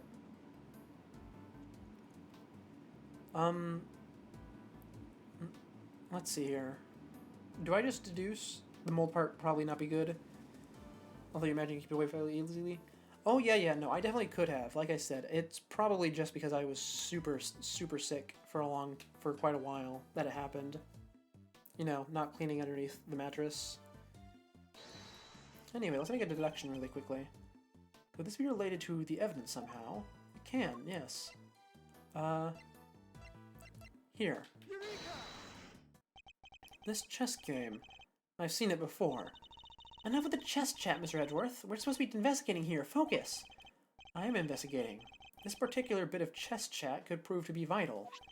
Now, take a look at this. Could you tell me what this is? It's a chess set that we saw in Mr. Canis' cell. But, I don't really know the rules of chess, so the rules of the game are not important here. What is important are the positions of the pieces. Compare the ones in Mr. Canis' cell with these. Do you notice anything? Ah! I don't know which piece is which or anything, but if you turn the diagram like this, there are pieces in the same squares. Indeed. There's no dog on the diagram, but that's to be expected. Apart from that, however, the positions of the pieces are identical. And what does that tell us? Oh, I have my correspondence. As unlikely as it seems, Mr. Canis' chess opponent was Mr. Knight. This could be just the proof we needed to show that Mr. Canis had a connection to the victim. Wonderful. I don't think I need to deduce anything else here. Let's back off. Oh, what's the menu doing here, Mr. Edgeworth? It seems that those held in the detention center are able to choose what they'd like to eat each day. If they can afford it, that is. Money makes the world go round, I guess. But doesn't that make life super easy for rich detainees? Well, okay. Bear in mind that people held in these cells haven't been found guilty yet. Some of them don't deserve to be punished. Quite a few of them, in fact. So you're saying it's fine that people with money don't have as hard a time as everybody else? Ugh. How did I wind up defending the practices of a detention system? Yeah, you really should have thought about that, Edgeworth.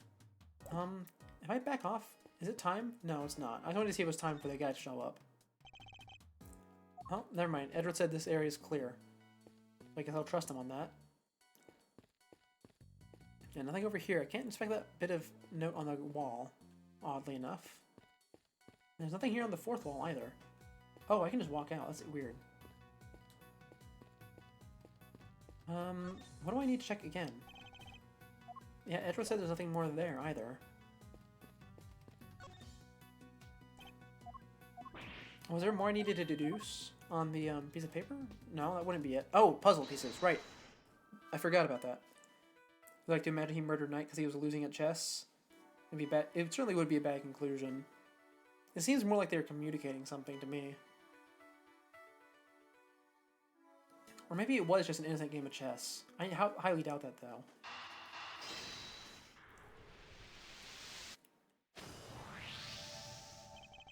This part of the floor has been wiped clean. Maybe he spilled some grape juice. Who knows? But we can certainly imagine what he used to do the wiping. The torn out pages of the newspaper. Why wouldn't he just ask a guard for a cloth or something, though? Perhaps he didn't want anybody to see what he was wiping up.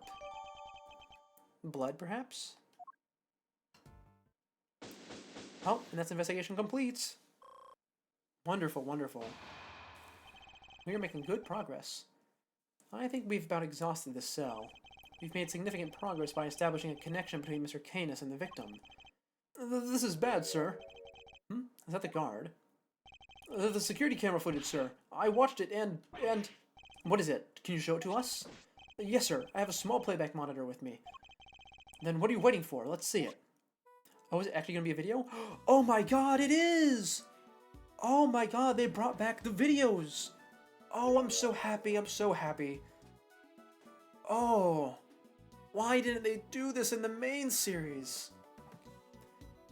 Do you know how long I spent in the 5th game struggling, trying to get through a case because I needed to intuit certain aspects of a video without actually being able to see it?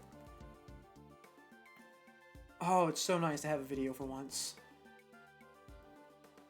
The blood would likely already have stained. Yeah, I was thinking of that. Also, they probably would have sprayed it with luminol as well to figure out if it's blood.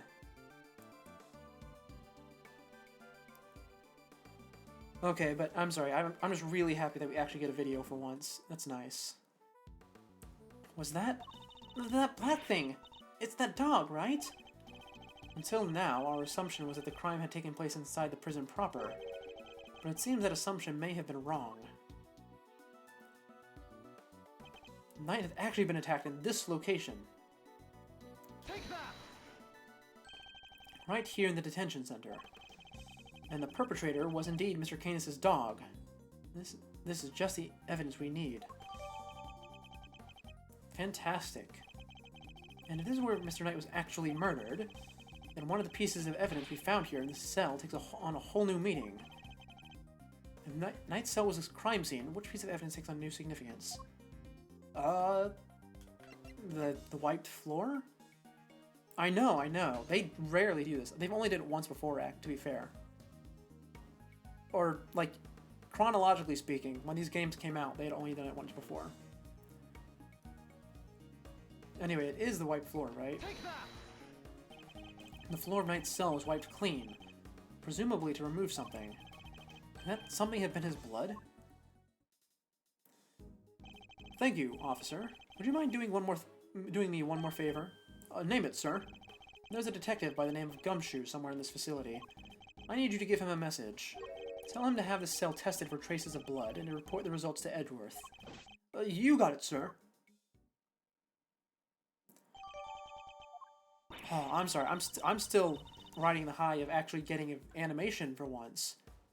It's so nice. Also, what's really nice about it is that it is actually, like, it's swift. It's not like the previous animation they had in the first game, where it just drags on forever, and you had to slowly go through it back and forth. That's nice. Now we can really go with that Canis guy, right, Mr. Edgeworth? No, not yet. We still don't know how Knight and the dog moved between the cell and the prison proper. Right, so that's what we need to figure out next.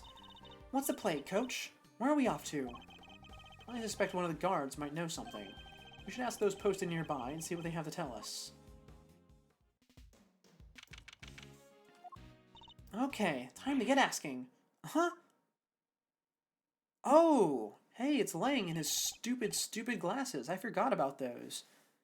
I don't think he wore them at all last time, like in the last stream we did of the other game. I don't remember if he wore them at all in the final chapter. He probably did at some point, but at that point I was probably already acclimated to his stupid glasses. It's been a while now, so I'm going to go back to just calling them stupid, because that's what they are.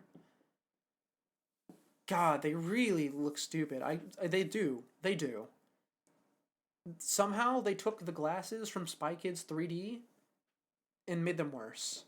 Yeah, you remember seeing them a few times? Yeah. It's amazing.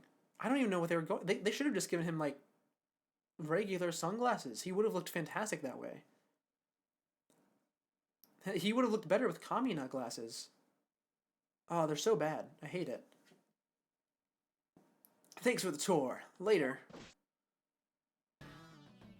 Oh, his music is back too. Wonderful.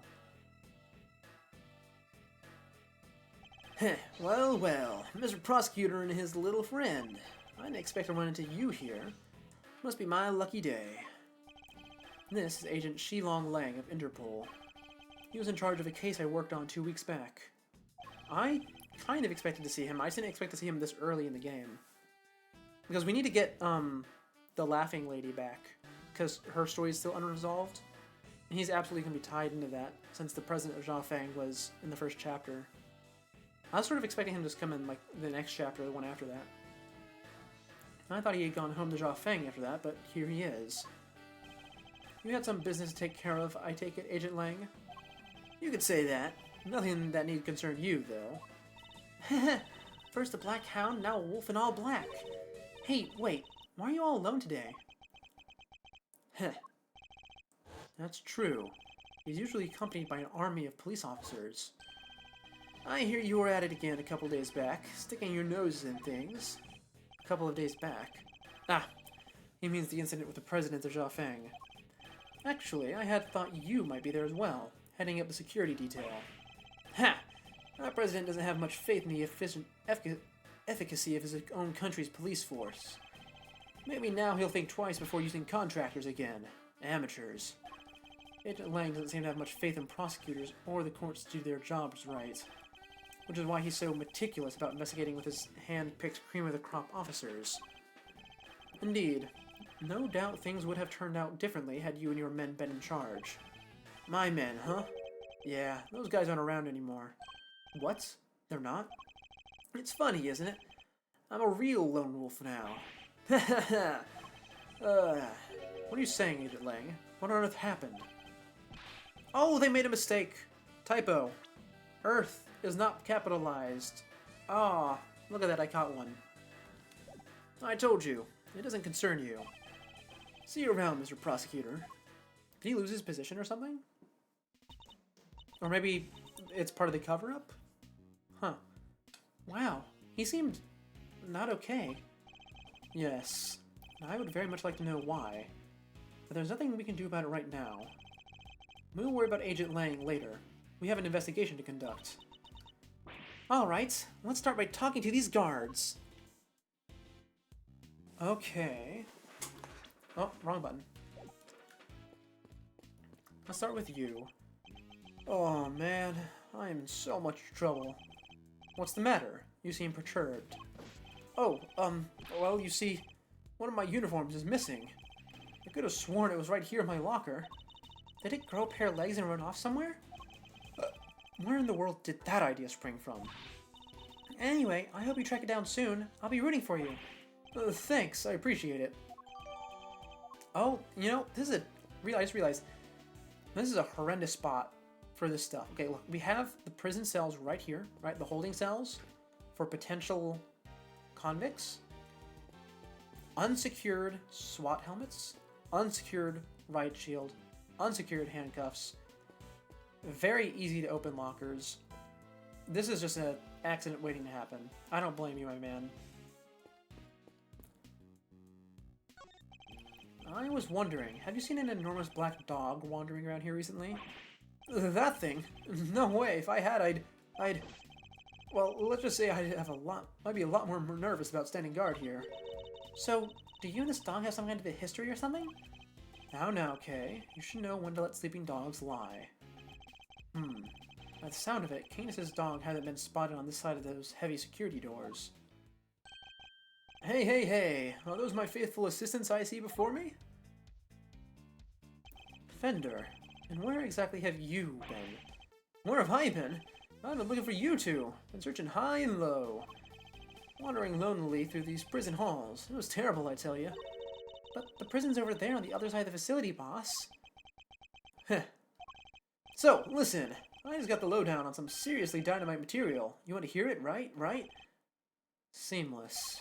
I was chatting with a few of the guards, and they told me something of trace is interessant.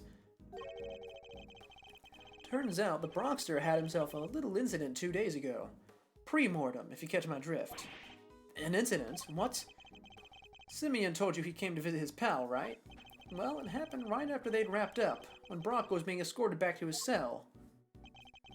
It was just one of the guards. It was just one guard, and he was handcuffs, obviously. But they made it back, and the guard... Oh, and the guard was taking off his cuffs when the Bronxer clobbered him, knocked the poor guy out cold. I'm stuttering a lot, dang. Sounds like it might have been the prelude to a jailbreak. Because when the other guards showed up, they couldn't find their comrade's keys. Were there any rumblings about Knight attempting an escape? That's the bit that fries the old noggin. There were none. He just sat in his cell, then turned up dead. And what's more, he swore right to the end that he never stole the keys. They turned the cell inside out, too, but no dice. The guard who was struck, what did he have to say? Nothing. Poor guy was still out when they took him to the hospital. Word is, he's still there. So there's nobody around to tell us what really happened. Okay. What the? It's you, losers! That's all we need. Is this Winter? Oh, it's Winter. Oh, and he's with Gavel again. Why are you still hanging around here like a bag smell? Ooh, I'm doing that a lot more exaggerated than I did last time. Hey there, little buddy. Listen, Miles here is working with me now as an associate. Nonsense! You're all just here to cause trouble and turn my investigation into a fart! Eustace means farce, of course. A simple slip of the tongue. Seemed like a reasonably apt choice of words to me. Judge Gavel! Great to see you again. I know who you are. You are Simeon Saint's attorney. Guilty as charged. Now that we've broken the ice, how about a friendly... I love that gavel. I said it last time, I think you did too. But an extendable gavel so you can strike the floor at any time, that sounds fantastic. The sound is probably fantastic too. Or not. I'm totally cool either way. Now, did I hear you correctly? That Mr. Edgeworth has joined the defense team? Yep, and me too. We're officially employees of Edgeworth & Co. But a prosecutor is a public servant. You would draw your sword on the goddess to work for personal gain. It's not a problem if I'm not getting paid, though, correct? Exactly what he said. Miles here is just a volunteer. We're all about pro bono stuff over at Edgeworth & Co. I see. How wonderful. So you all work without reward. The goddess would surely approve. Yeah, I'm a regular philanthropist. Judge Gavel, I was hoping to ask about the grounds for Simeon Saint's arrest. I would hazard if he had one of those long sticks. If you had one of those, you'd love holding long sticks. Oh, you would be a hazard. Okay, oh, I misread your statement. But yes, long sticks are fantastic. You know, actually, I have a foam sword around here that I swing around sometimes. I don't actually know where I put it. Oh, there it is. I see it. It's between my dressers. I'm not going to pull it out right now, obviously, but I do certainly have a long stick myself. Is that a challenge I hear? No, I was just asking Judge Gavel. Huh. I'm always ready for a little verbal combat. To show you what it takes to be a real winner. Also, what's up with this guy? Eustace, I mean. He has this little conductor's stick. Why? He's not a conductor. He doesn't have that motif. It doesn't really come about in his music. He's not whipping anyone with it. Is it just a pointer? What would he even be pointing to? I guess he doesn't want to point with his fingers, I guess. It's just a bit of an odd choice, that's all. Or maybe he's imitating Gavel. It's hard to say. I'm always ready for a little verbal combat, to show you what it takes to be a real winner. How is it verbal combat if you won't let me speak? Still, this could prove useful. Fine, we'll do as you suggest. Now, if you could begin by telling us why Mr. Saint was arrested. There will be no need for that. Eustace, we should... Ha ha ha! Not now, Gavel. Watch and wonder... Oh! Yeah, you know what? You are right. He does have an animation where he is conducting. He is doing it literally right now. In fact, I remember... Yep, it's all coming back to me. Last time I got upset because he doesn't conduct in time with the music. No, he does not. Oh, yeah, it's upsetting me. Okay.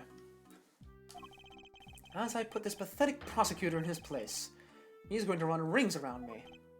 I think you meant to say that you would be the one running rings. You would be the ones running rings around me. Yes. And I will. So badly that your ears will be ringing. Prepare to be humbled, Edgeworth. You want to know why I arrested that man? It's simple. Simple. I found evidence. Evidence of him all over that thing. How's that for some winningly incontrovertible, conclusive proof? And who saw the truth first? Why, me, of course. Winner by name, winner by nature. Where do I even begin? Look at you. Utterly lost for words in the face of such mastery. I'll take your silence as yet another win. Honestly, does he ever shut up? You said that you were the one who arrested Mr. Saint. But do you even have the authority to do so, Mr. Winner? Well, obviously it was the police who actually arrested him. But I told them to do it, so I think I can claim credit, don't you think? Of course that's what he meant. This is clearly going to take a while. A shame, really. Given that I'm much more interested in what Judge Gavel is silently thinking about over there. Also, I don't think I talked about it last time, but I do want to talk about his odd choice of outfit. So, he has 3 layers. So he has his undershirt. That's fine, that's normal. He has his jacket, which you can tell is meant to be outerwear because it has the insignias on it. And then he has another jacket on top of it that he's wearing as a cape. So here's the thing, I do like his outfit. I'm not gonna like his character design. It works really well. The colors, the contrast, fantastic. And also the way it communicates his sense of superiority. But I can't help but think, what would he actually look like if he put his arms in the sleeves? The answer, of course, is that he would look extraordinarily stupid. Yeah, he probably does I think that could be a case, but I think it's just in this case I'm stuttering so much. I think in this case it's more that he just wants to have a cape, but it wouldn't really be appropriate otherwise. But yeah, the whole reason I decided to bring this whole thing up is because even though he has a great character design, he would look so stupid if he put the sleeves on. I want him to do it just so I can make fun of him because he has a very mockable face. I mean, that's what they're going for, obviously. Also, he's so tiny compared to Edgeworth. He is visibly smaller. Anyways, let's move on. Anyway, tell me what the evidence is. The evidence of him was all over that thing. Could you be more specific, a little bit more specific, Mr. Winner? Do I really have to spell it out for you, Edgeworth? I had hoped even you could put 2 and 2 together. Stop messing around. The onus is on you to provide a comprehensible testimony. Come now, Eustace. I'm sure Mr. Edgeworth and his friends would be very interested to learn how you cracked the case. How old is this guy, by the way? Oh. Oh, that's why he's so terrible. Yeah, he's 17. 17 and a prosecutor? Why are all the prosecutors in this game so young? Isn't he younger than Franziska was when she first showed up? Yeah, I also would have guessed that he's a child. But like Franziska was, I think, 18 when she was introduced, and Edgeworth was 20 when he was introduced. And they made a big deal about those two being super, super young for people who've passed the bar exam. Especially for Franziska, who I think is a lawyer overseas and in not Japan, not America. So what's up with this guy? Are we just going to gloss over the fact that he's 17? Or is this like a nepotism thing? Because she is calling him by his first name. I guess we'll learn more later. I'm sure Mr. Edgeworth and his friends would be very interested to learn how you cracked the case. They certainly look keen to hear about it. Fine, if you insist, I'll fill in the gaps. Brace yourselves, because this is going to be a blow to your tiny little minds. I bet you didn't even know, but the victim had, wait for it, a chess set with him. And that chess set was covered in fingerprints of a certain Mr. Simeon Saint. Praise be to the goddess of justice for the insight she offers, and congratulations once again, Eustace. You would not object to Eustace amending his testimony, I trust, Mr. Edgeworth? No, by all means, please do. Well, we can go ahead and present something there.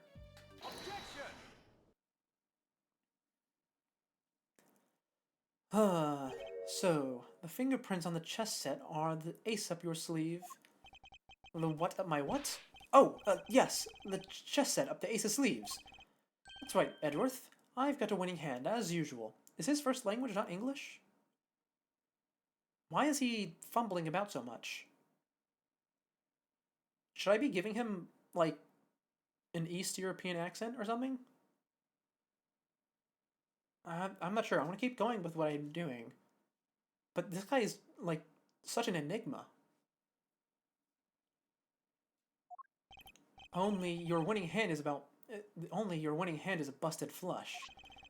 For you see, it was Simeon Saint who brought the chess set to the victim in the first place. Therefore, it's only natural that his fingerprints are all over it.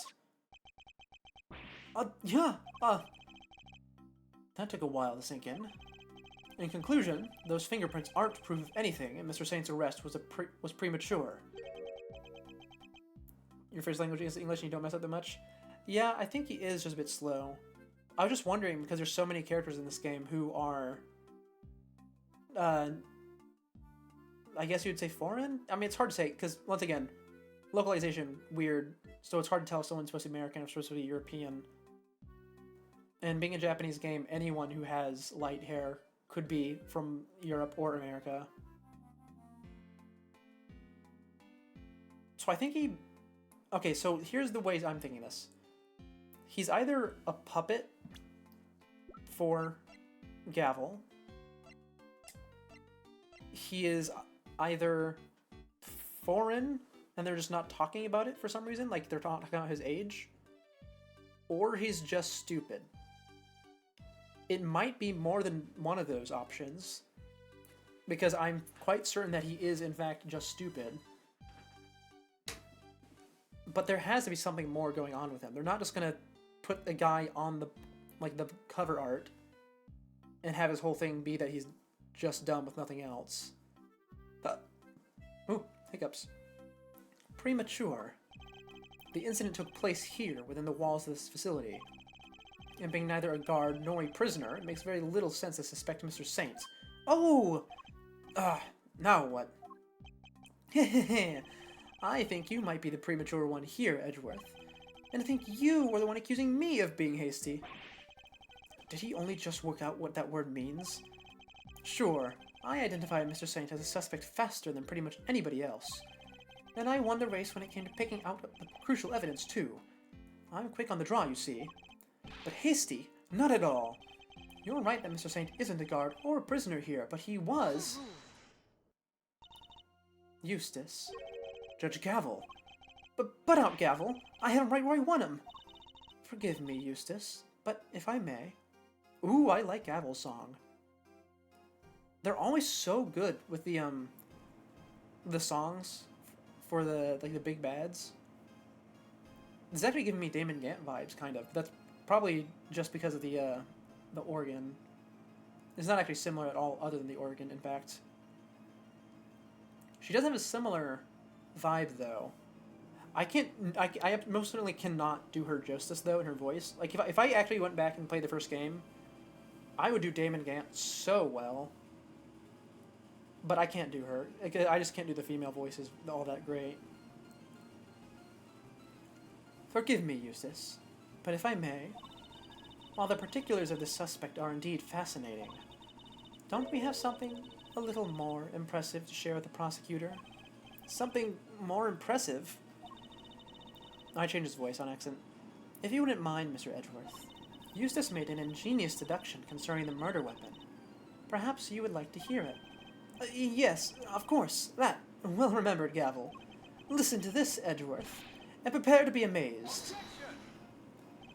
Will this ingenious deduction explain why Mr. Saint was arrested? Huh, let's just say you won't be disappointed. You struggle quite a bit with feminine voices as well, although it's just because you're bad at voicing things. I certainly get that. It's certainly been a bit of a journey for me, trying to get better at this, because I don't, read stuff out loud when I'm by myself. But in my case, I can't do the female voices just because my voice just, deep. Or not really, it's not really that deep, actually. But it's deep enough that I can't go that high. Or as high as I need. Let's just say, you won't be disappointed. Judge Gavel deliberately diverted the conversation away from my line of questioning. What exactly is she up to? Fact 1. The murder weapon was some sort of metal blade. Fact 2. Potentially deadly blades are strictly controlled within the prison walls, as we both know. From these two facts, I conclude that the weapon in question must have come from outside. It must have been hidden inside the chess set. That's what I think, anyway. And since the only prints we found on the chess set belong to the victim and the suspect, I'd say it's blindingly obvious who brought the weapon in and used it, wouldn't you? You have a very middle-of-the-road voice, so with training you probably do feminine and masculine pretty well. Oh, that certainly could work out for you. Yep, just with the training is important. Personally, I've never done too much training with my voice. It really is something I should do. It's something I've been recommended to do.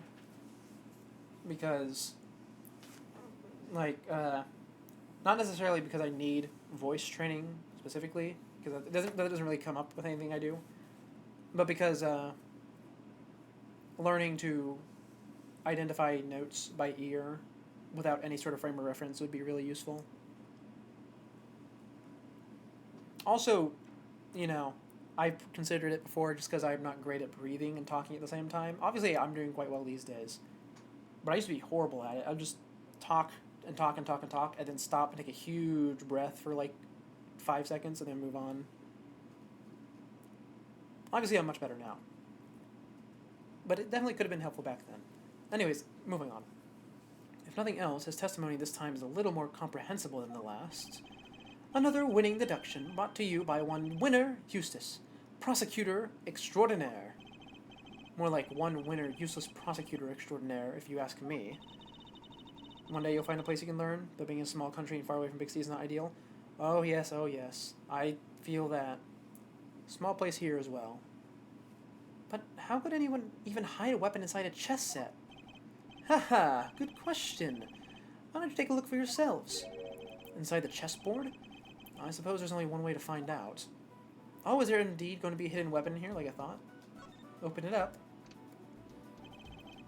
There's nothing in here but chess pieces. Ha ha ha! That laugh is really something. He seems pretty convinced the weapon was hidden in here somewhere. I'd better take a closer look. Also, considering Kay just noted his laugh, I should probably change it to actually be more insufferable instead of a standard ah ha ha. Anyways, it's going to be inside one of these pieces, or it's going to be behind false bottoms. Let's check the false bottom first. Oh, that's it. What? The stiff lining at the top opens like a flap door. Whoa, there's plenty of room in there. Indeed. More than enough to hide something like a small knife. Ingenious, no. The killer snuck the weapon in by... Ha! Ha! What do you mean, ha? Let me finish, will you? I fear you've not been listening, Mr. Winner. Or perhaps you've simply forgotten. The detention center is outfitted with a security gate. Huh? I mean, yeah, and? The security gate also acts as a metal detector, Eustace. We must pass through another one on the way... We must pass through another one on the way into the prison itself, remember? Aha! Yes, yes. That's right, of course I remember. He definitely didn't. It would have been impossible to smuggle a metal blade through such a gate into this facility, which would seem to blow a rather large hole in your reasoning, Mr. Winner. That gate is only used to scan people. Any items they bring into the facility are only subjected to cursory check. Are you telling me that the chess set wasn't put through the metal detector? It should have been. Alas, it seems the guards have grown a little lax in that regard of late. Oh, okay. Very good. Thank you, Gavel. It was my pleasure. Now, Mr. Edgeworth, if you'd be so kind as to begin your cross-examination. Cross-examination? It's like she's holding a trial. Well, no matter. Let's see how well this ingenious deduction of her, Mr. Winner's, holds up, shall we?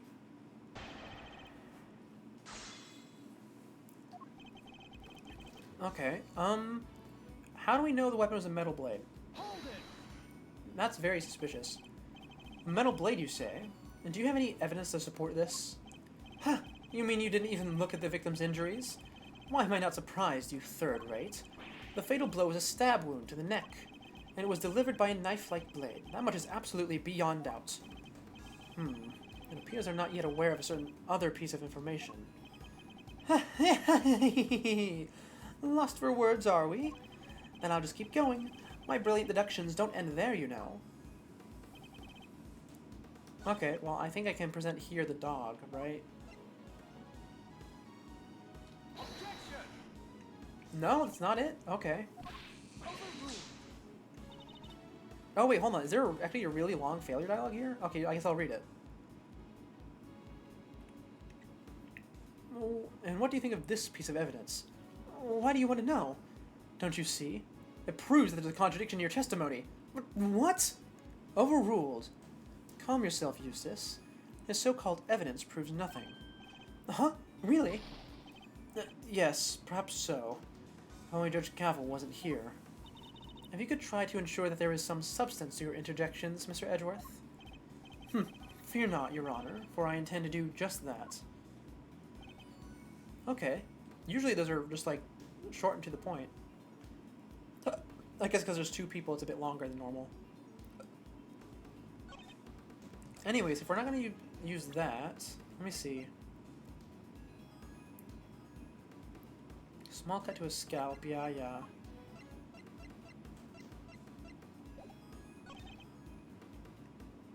You concluded that the weapon must have come from outside. And it must have been hidden in the chess set. As the only prints found on the chess set belong to the victim and the suspect. Huh.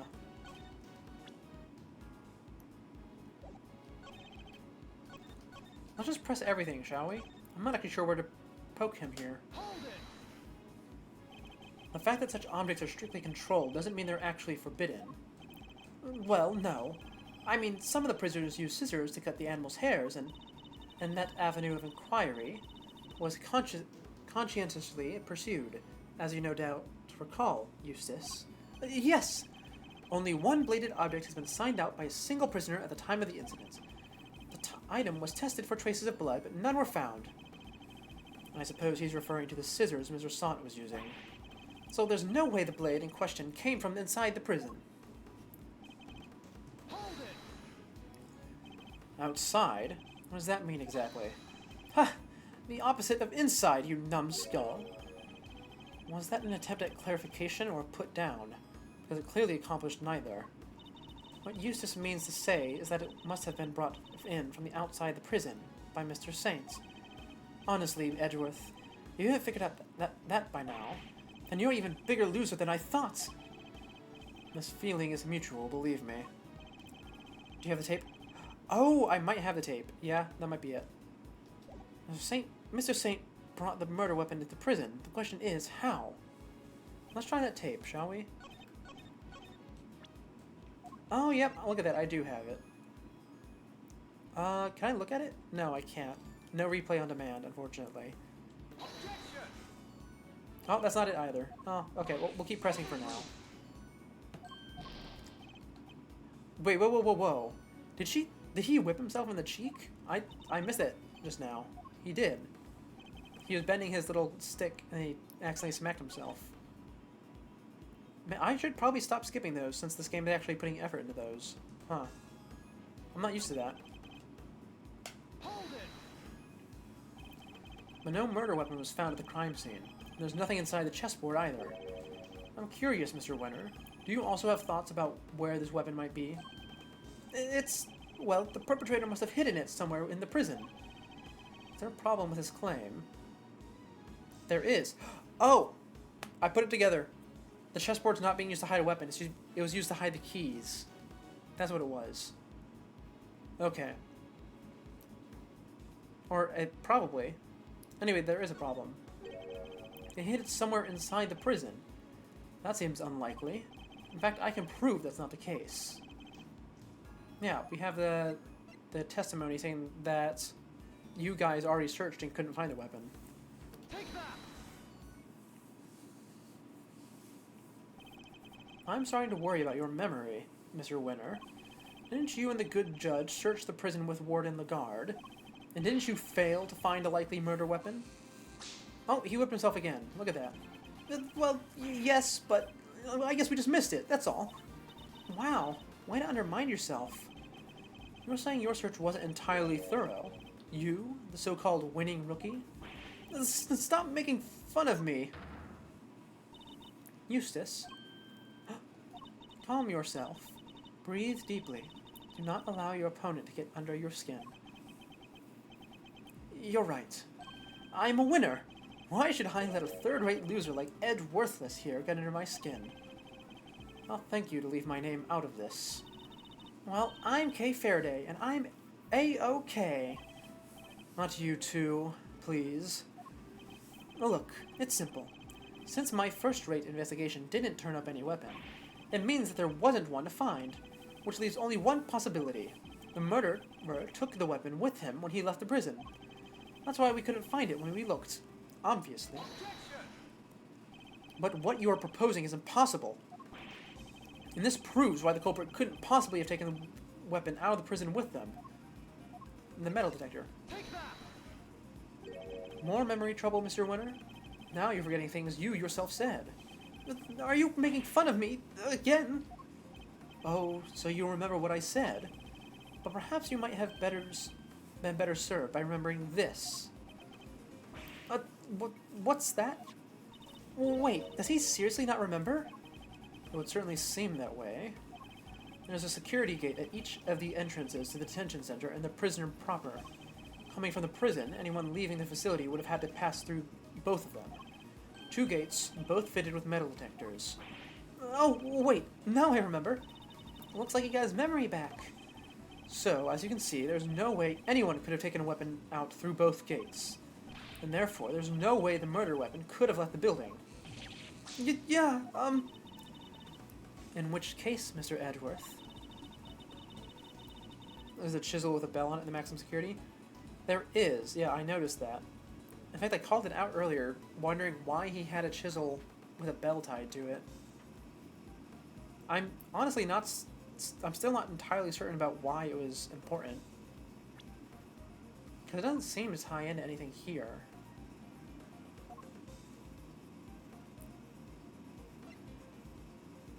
Oh, wait, I can look at these at 3D? No, I can't. Okay, that's just notes. Perhaps you'd care to tell us where you think the murder weapon might be? It is still here on the premises. That's the only plausible conclusion to be drawn. But we searched the prison from top to bottom and we couldn't find anything. Because you were never going to find anything to begin with. Not when you were laboring under the misconception that it's a blade you were looking for. Yeah, we know the truth about what happened to Mr. Knight. We've seen it with our own eyes. That is quite the claim. I assume you have the evidence to support it. What is the weapon that was used to commit the crime? Take a look at this, Judge Gavel, and the weapon used in this case will become clear. Take that! This is footage taken from a security camera trained on Knight's holding cell. Now, watch it for yourselves and see. The thing is, we don't actually know if that's Knight or not. It probably is, but the fact that they're obscuring his face means it could be someone else. What? But how? This footage captures the moment the victim was attacked by a black dog. More than sufficient proof of how he really died, wouldn't you say? Yes, it certainly seems significant. Also, now that we actually got to see it again, I would like to say, he was wearing a guard's uniform, not his suit. Which means it could be anyone. In fact, I don't think it was him. I think it was actually Canis, right? And he was just like hugging his dog, or like playing with him. That certainly seems like a much more likely scenario. Unless there is some other character who could have reason and ability to steal the outfit and also be friendly with the dog. I mean, I guess they could have been fighting. What if it's Fifi Lagarde? She's covered in that huge coat. Dog didn't seem like the right size to you. Could it be a weird animation? Yeah, I did notice that. But what if it's Lagarde? What if she stole the Lagarde uniform and went over there to do her thing, right? And then the dog came over there because for some reason Canis sent him. You know, we can't really read him yet. And then she got attacked. And that's why there's a blood stain that got wiped up. And that's why she's wearing the huge coat, so she can hide her injuries. That would make sense, right? That, you know, I think that's my current theory. We're going forward. Yes, it certainly is significant. So now we know that Knight was, in fact, killed in his cell by a vicious dog. A dog that moved the victim's body to the prison workshop post-mortem. We know that thanks to an eyewitness who saw the dog in the workshop when the body was discovered. Of course, I think we can all agree that there is no way a dog could have planned such a crime itself. Indeed, I fear it may be his handiwork after all. Not quite enough of that, Mr. Edgeworth. Judge Gavel, you are correct that this footage is an important piece of evidence, but it also raises an important new question. A question that I suspect you have also been asking yourself. She's right. There is one major problem with my version of the events. That black dog, the one that belongs to one of the inmates, how did it move between the holding cells and the prison proper at will? Oh! How do we answer that one, Mr. Edgeworth? The truth is, I don't know yet. Heh, of course not. Well, you know, to be fair, it's not actually entirely relevant for Edgeworth in particular. Because the fact of the matter is that the victim was moved. And he was moved by someone or something. That is an indisputable fact. Which means he doesn't actually need to know why. Because that can just be something that's brought up in the trial. Can it, Wonder Boy? You didn't even notice there was a problem. Until the defense provides an adequate explanation, the court cannot accept your line of logic. Shut up, Gavel. No. We have the facts. We just don't know how it happened. That's fine. That's not on us. Oh, man, that's upsetting. I knew it was going to work. I mean, I knew it wasn't going to work, but still. That is all. This court is adjourned. This is not a courtroom. But, wait! There's still so much more to explore! Court is no longer in session, Mr. Edgeworth. If you'd be so kind as to leave the courtroom. The court was never in session in the first place. Once again, this court is We may not have all the answers yet, but you haven't explained anything either regarding Mr. Saint. What do you mean? Just as we don't yet know how the dog made it into one of the detention center's holding cells, you can't know how Mr. Saint could have made it inside the detention center, let alone the prison either. Thank you, Edgeworth. Oh, he's pointing out exactly what I was talking about. Thank you. He would have been allowed as far as the visitor's room to see his friend, but no further. So it's hard for me to conceive how he could have committed a crime in a place he had no access to. Judge Gavel, I believe it's your turn to provide some proof. Proof that Simeon Saint was able to enter the prison. Overruled. You wish for the court to provide you with proof? Highly irregular, but very well. What? I actually have something? Now seems like as good a time as any. And I suppose you have been as kind enough to share your own theories on the case. What's she building up to here? Mr. Edgeworth, I suspect you don't know what Mr. Saint does for a living, so allow me to fill you in. He is a circus performer. A what? Yes, perhaps you heard of the Berry Big Circus. Oh, it is the same guys. Oh, I hate them. Oh, don't be silly, darling. Of course I was. Yesterday was a very important day, after all. Important in what way, exactly? A big meeting of some kind, perhaps? Oh, actually, wait. Was it called the Berry Big Circus? I think it might actually be a different one. It just had a similar name, maybe. I'm just gonna hope it's a different one, because I don't want to see any of those characters again. A meeting? Oh, heavens, no. I couldn't think of anything worse. No, yesterday the circus came to visit. You see it now, I assume? As I am sure you are aware, a show was held yesterday for the prisoners' entertainment. A show featuring animals and performers performed by members of the Berry Big Circus. So, does that mean Mr. Saint... Yes, Mr. Saint was allowed inside the prison as part of that show.